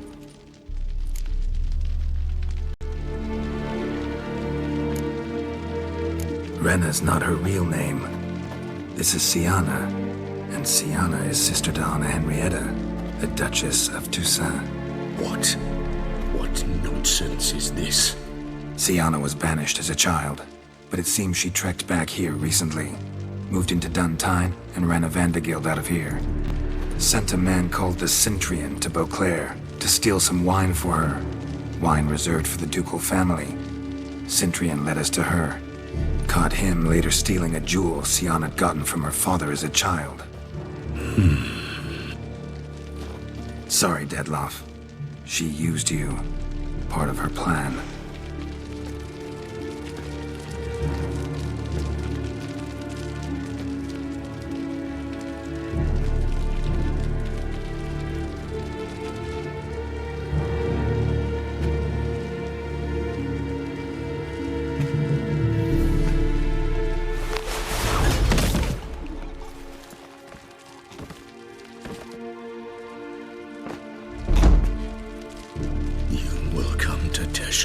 And explain all. If you do not, I will raise Beauclair to the ground. This I promise you. You've 3 days. I shall be waiting.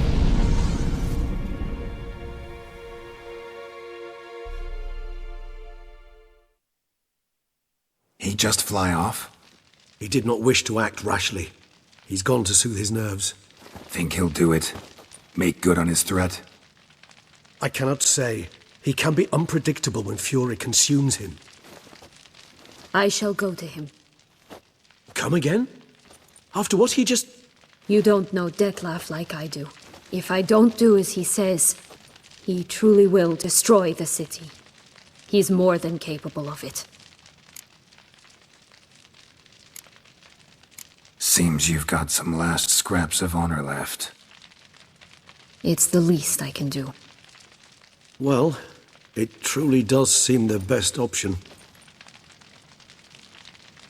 Your Grace, we must proceed with caution. Guardsmen saw vampires here. They could still be about. Vampires or no vampires, my sister is here. Find her. Your Grace, that...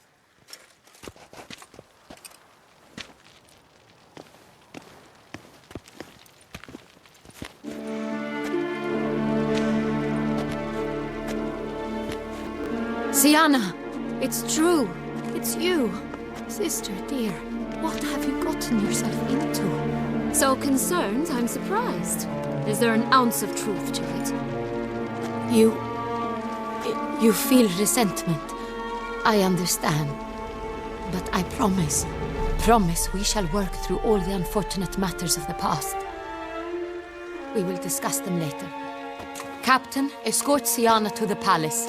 I shall meet with her as soon as we return. As you wish, Your Grace.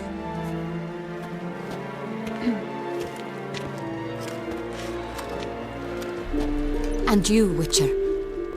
You have my thanks. I cannot believe my sister was so near the whole time. Roderick of Duntine shall answer for treason and blackmail.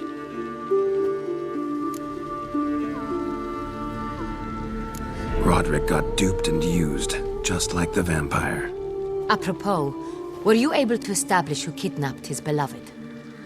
We've discovered Sienna blackmailed the vampire, ordered him to kill those men. What? What nonsense is this? She is his missing lover. Staged her own abduction to force him to do her bidding.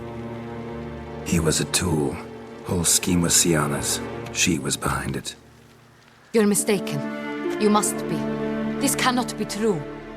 Your Grace, I know this vampire and... What? You know him? Who is he? Dettlaff. The same who so recently sat at my table and told me of Nazaire. Is there anything else you've neglected to mention? A dragon living beneath Mount Gorgon, perhaps? Is anyone else here a vampire?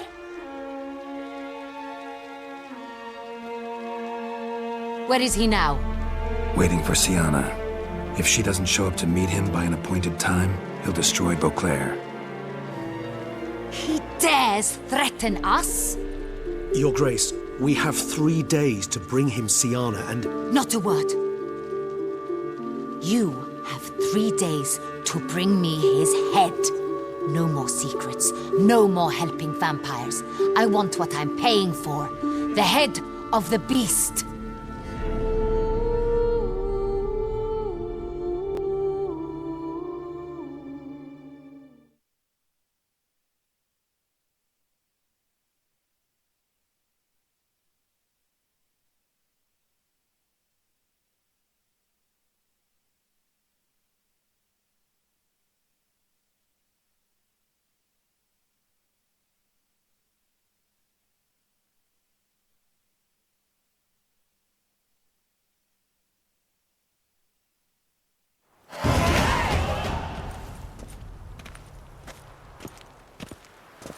Do you think Her Grace's nerves have been calmed? Doubt it.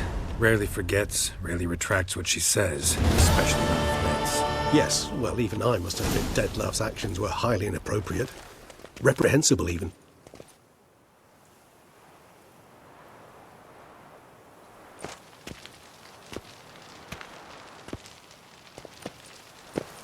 Are you upset? Why would I be? Let's see. You're returning from your hunt empty-handed. No trophy. No new lead to boast of, then pursue.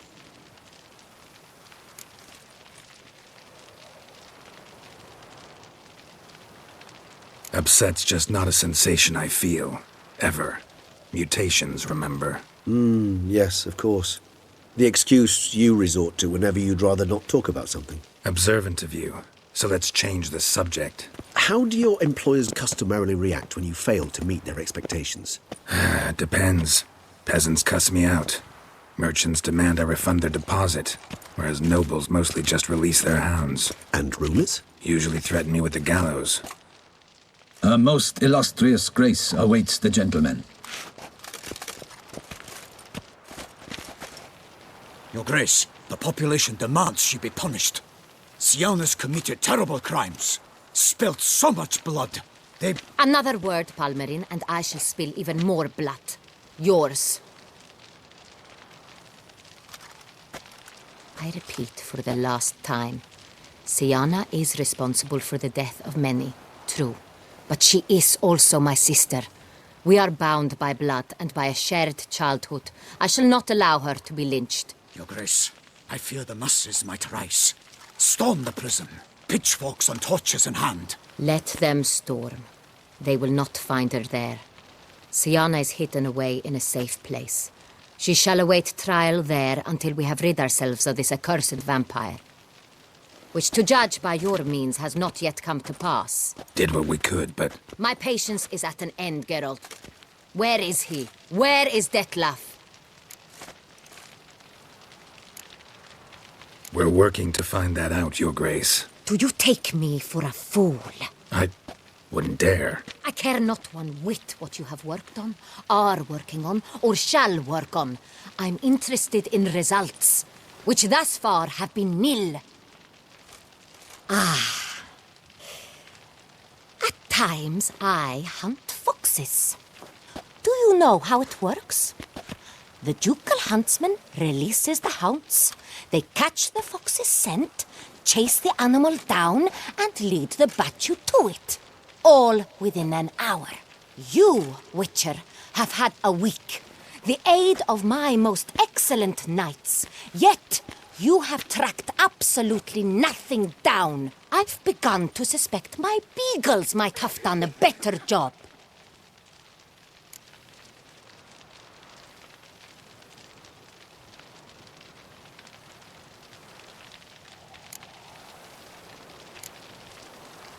Allow me to point out certain subtle but essential differences between a higher vampire and a fox, or game in general.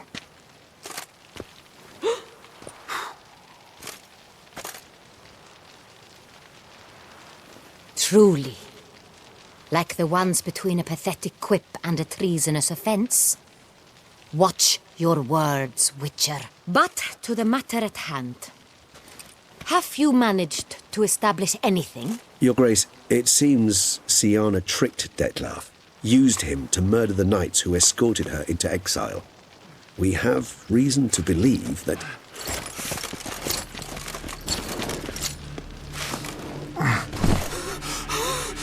Your Grace! Vampires! What? Speak now! Vampires! They protect the city! Captain de la Tour defends the square near the boat landing, but so many lives lost. Damn it.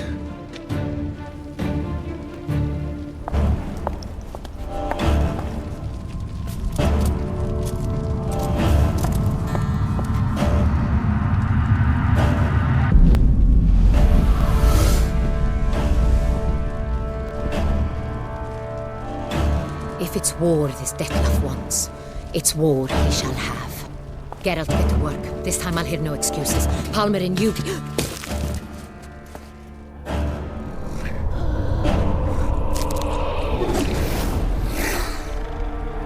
Get her out of here.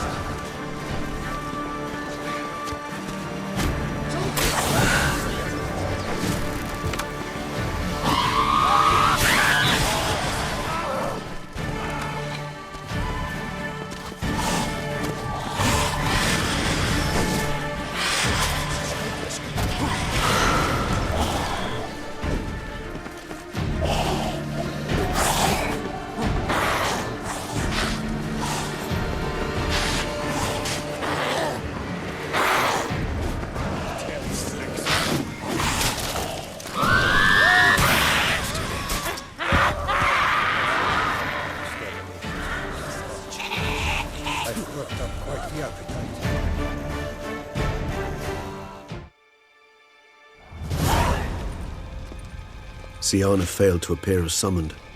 And there. Dettlaff was not making idle threats. Seems not. Need to make some serious plans of our own now. It's gone too far, damn it. Regis, you mentioned there was a way to draw Dettlaff out. A way you've avoided resorting to so far because you thought it was too dangerous. Is that how I put it? Do forgive me, that I've misled you terribly. The word dangerous is simply a scandalous understatement in this case. Regis, another inner monologue growing out of a personal dilemma. Just tell me how to flush Dettlaff out. Force him to meet, please. In due course. But first, Geralt, I'd like you to consider the alternative. After all, you could fulfill Dettlaff's demand and liberate his beloved Siana.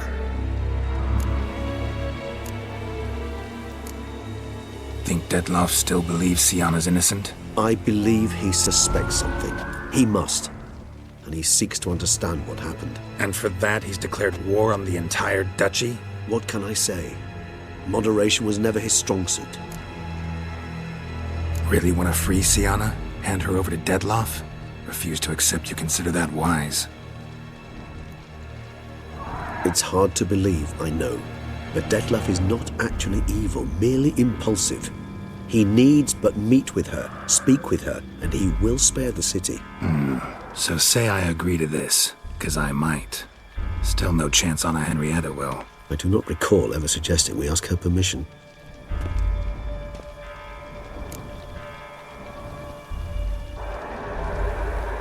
The meeting.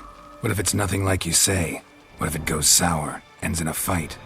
Willing to guarantee Siana won't get hurt? It seems unlikely in the extreme that... Didn't ask for a lecture on probability. Need a simple answer. Yes or no. I vow that not a hair on her head shall come to any harm. Got serious reservations about this plan. Not least among them, we have no idea where Siana's being held. You heard the Duchess. She's not at the prison. Hardly a reservation.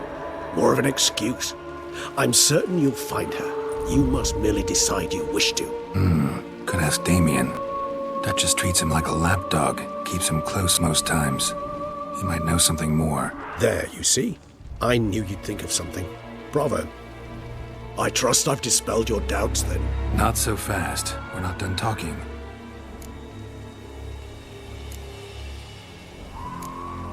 How would I go about luring Dettlaff out of hiding if I wanted to? With the blood of a virgin? You see, somewhere nearby lives an unusual denizen, one of the unseen, ancient and powerful vampires, among the oldest and strongest. And? Tusa is this unseen elder's territory. All vampires owe him fealty while they are here. He need but say the word, designate a time and place, and Dettlaff will be forced to appear. So this unseen elder, how do we convince him to summon Dettlaff? We must find him first. The Elder does not see arrivals unless he absolutely must. But locals, Oriana, for instance, you know, she too is a... Yeah, figured it out. All right, let's say she gets me in to see the unseen elder. What then? I don't know. You'll have to improvise, I suppose.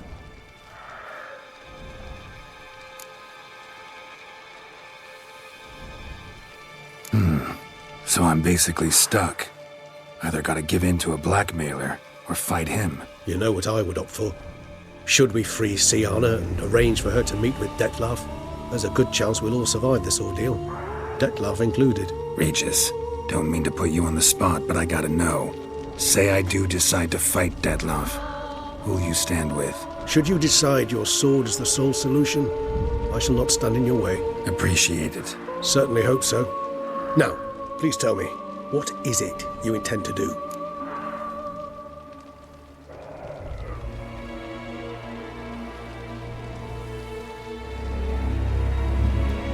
Crazy as the plan seems, I'll do it. I'll ask Damien about Siana. You won't make me beg. I knew you wouldn't. Slow down. Not promising a thing. Just want to get a feel for the situation to start with. Coming with? Of course. Many hands make light work.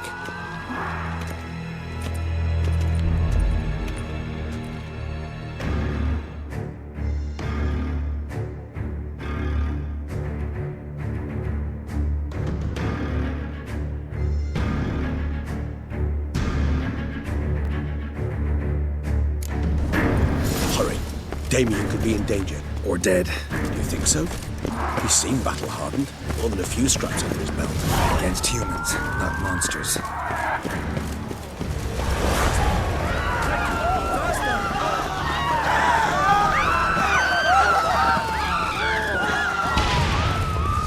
Look, there.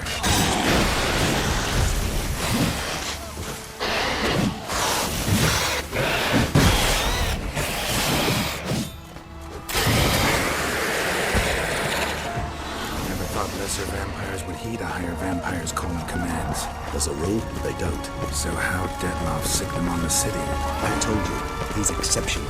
He manages to bend to his will and control them with his thoughts. They'll continue attacking until he orders them to back down or take their fires.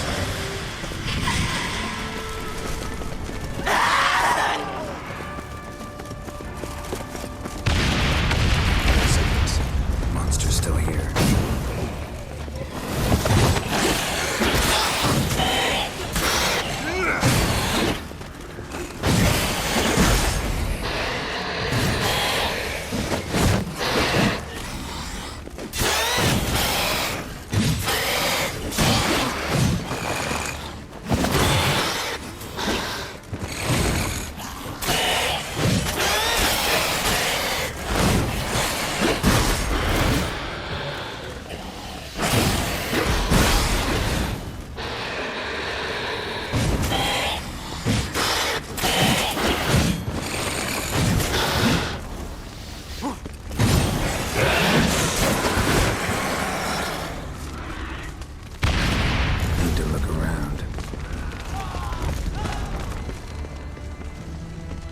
Blow itself didn't kill him. Bled to death afterwards. If we'd only arrived a bit earlier. They broke formation, ran. That's it. It's Damien's blood. He was wounded. Let's go.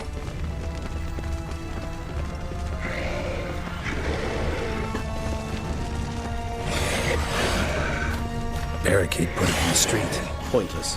That fell on his face, struck in the back, tried to run. They must have realized they could not hold this position. Hope they found a corner to hide in. Won't be anyone to talk to if not.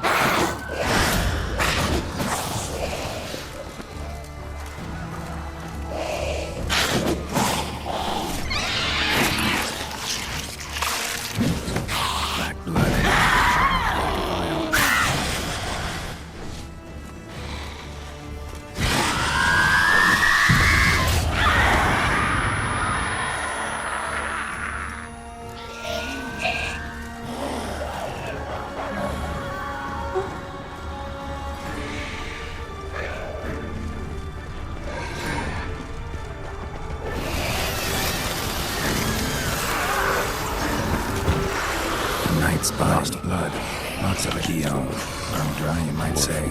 Numerous wounds. Must have fought a tough battle before he died. Must be in the bank. Barricaded themselves inside.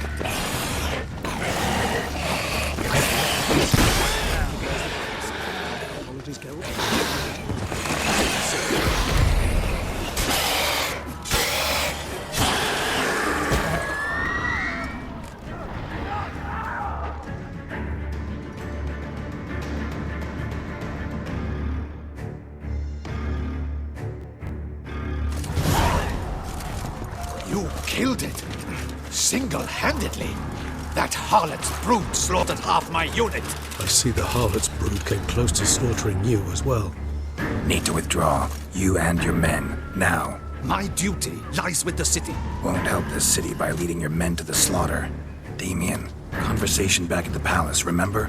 I'll say it again. Your men don't stand a chance.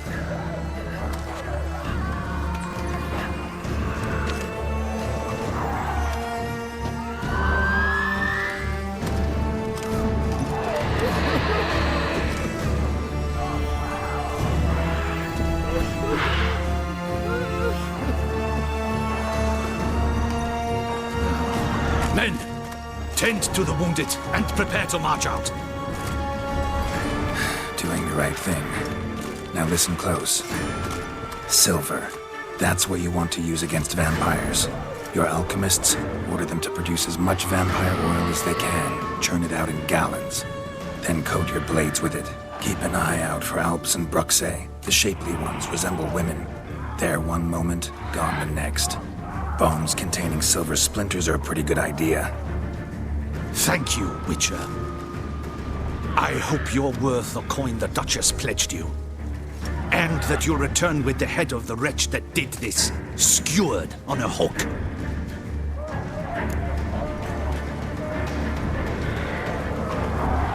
Got a different plan. And what would that be? All I can say just now is I'm gonna need Syanna. You know the Duchess's decision. Syanna awaits her trial, in custody. We know it, but we do not agree with it. You've that luxury. I do not. I've sworn my loyalty to her grace.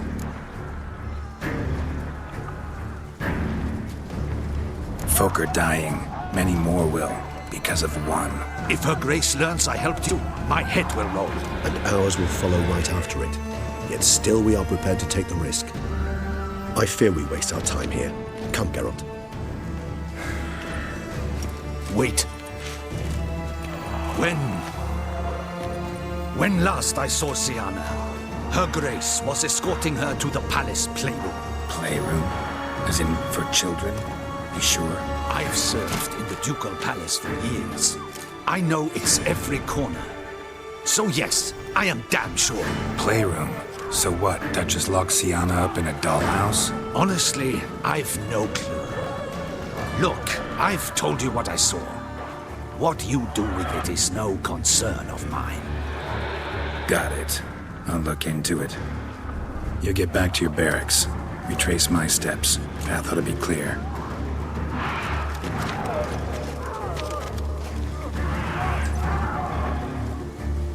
And you've our gratitude. You helped us a great deal. I helped Beauclair. At least I hope I did.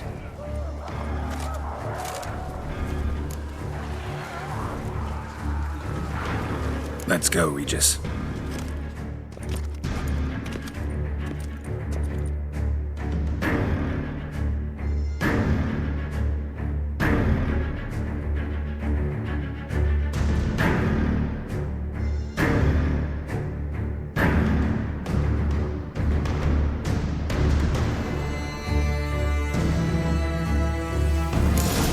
Here, the playroom's beyond this door.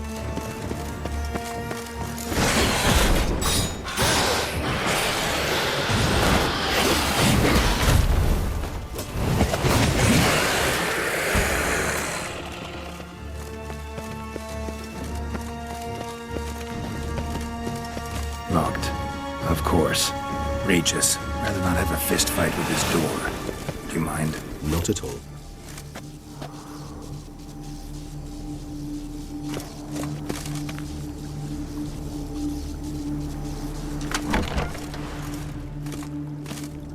Thanks. At your service.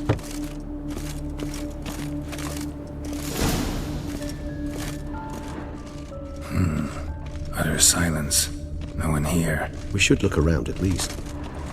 Something inside? Nope. Empty.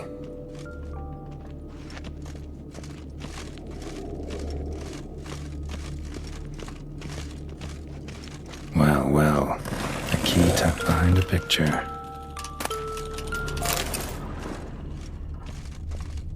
Miniature tableware. And plush toys. Cute. A rocking horse. Rather worn. I suppose it got a lot of use. The Land of 1,000 Fables. Interesting. Medallion's vibrating. The Land of 1,000 Fables. Interesting. Medallion's vibrating.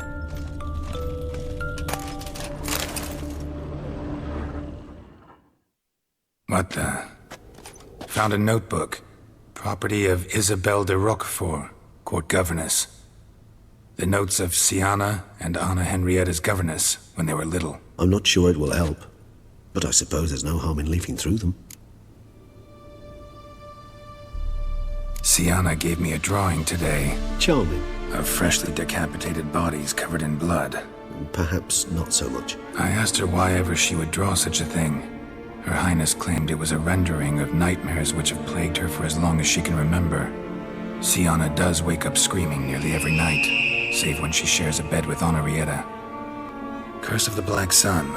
Supposedly girls afflicted by it had horrible dreams. Kind of horrible that made some of them go mad. The girls quarreled today. I must note rather sadly they did not behave as befits future ladies. The incident devolved into fisticuffs. Anna Henrietta was first to strike her sister. Siana gave back as good as she'd gotten. By the time I separated them, Henrietta had lost 2 teeth. She ran off to complain to her parents. His Grace the Duke refused to believe my version of events. He laid all the blame on Siana and vowed to punish the little one harshly. Henrietta did her best to have her sister's sentence commuted, but the Duke and Duchess proved unbending. Once you're labelled a black sheep, it's so hard to shed that reputation. Today I accompanied the girls for the first time to the Land of 1,000 Fables. We spent half the day there. First we played with Thumbelina, then with Barbarossa, who proved quite the charmer for a brigand and pirate. I'm beginning to suspect Isabelle de Roquefort wrote in her diary after taking a powerful hallucinogenic. Cannabis rudelaris, for instance, or... Shh, don't interrupt. I tip my cap to Master Artorius Figo for his achievement. He has proved he has no equal in the arcane arts. Wait, Artorius was the court mage here, a specialist in illusions, which means... Regis, last warning. Stop interrupting or I'll seat you in the corner. The girls told me if I ever wish to visit alone, I need but crack open the Land of 1,000 Fables and utter out loud the incantation, Expecto Ludum. A book as the key to an illusion. My, this grows more interesting by the minute. Mages sent by the Conclave arrived today. They came to examine Siana. I cannot know what conclusions they drew, but His Grace now seems clearly upset. Curse of the Black Sun. There's no doubt then that she was diagnosed with the syndrome symptoms. Or had that label planted on her. It goes on. I dared ask the Duke what would become of the girl. He did not reply. I tutored the girls in Nilfgaardian today. Siana applies herself so, though she has great difficulty memorizing new vocabulary. Lady Henrietta seems more gifted in this regard, yet also prone to impish behavior. When she thought me out of earshot, she called me a blood accuser. She and Siana laughed so hard they almost choked. Blooda is damned, or cursed. What's Cusa? In the melodious tongue of our none-too-friendly neighbours to the south, the word describes the many-petaled flower that blooms in that place we so unmelodiously call the crotch.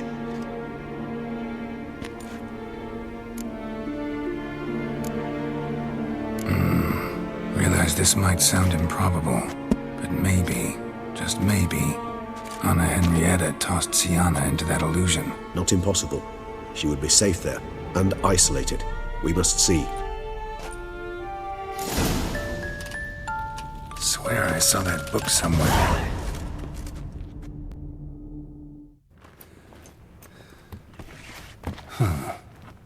This it? Let's see.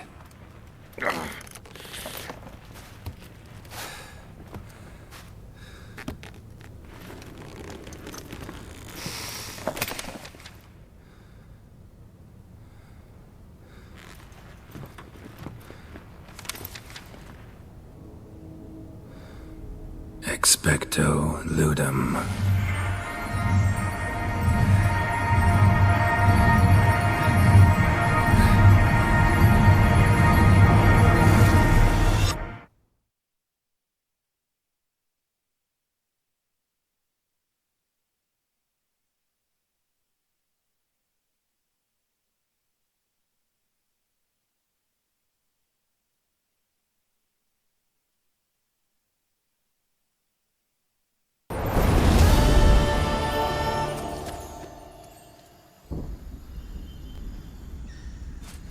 Regis?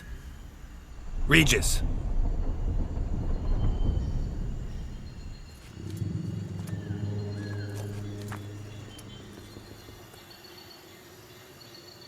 Land of 1,000 fables. Incredible.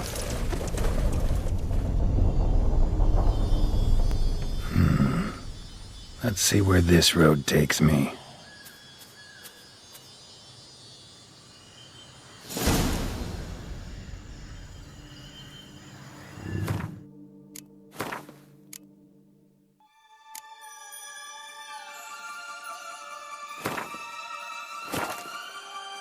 Eye of Nehelines going wild.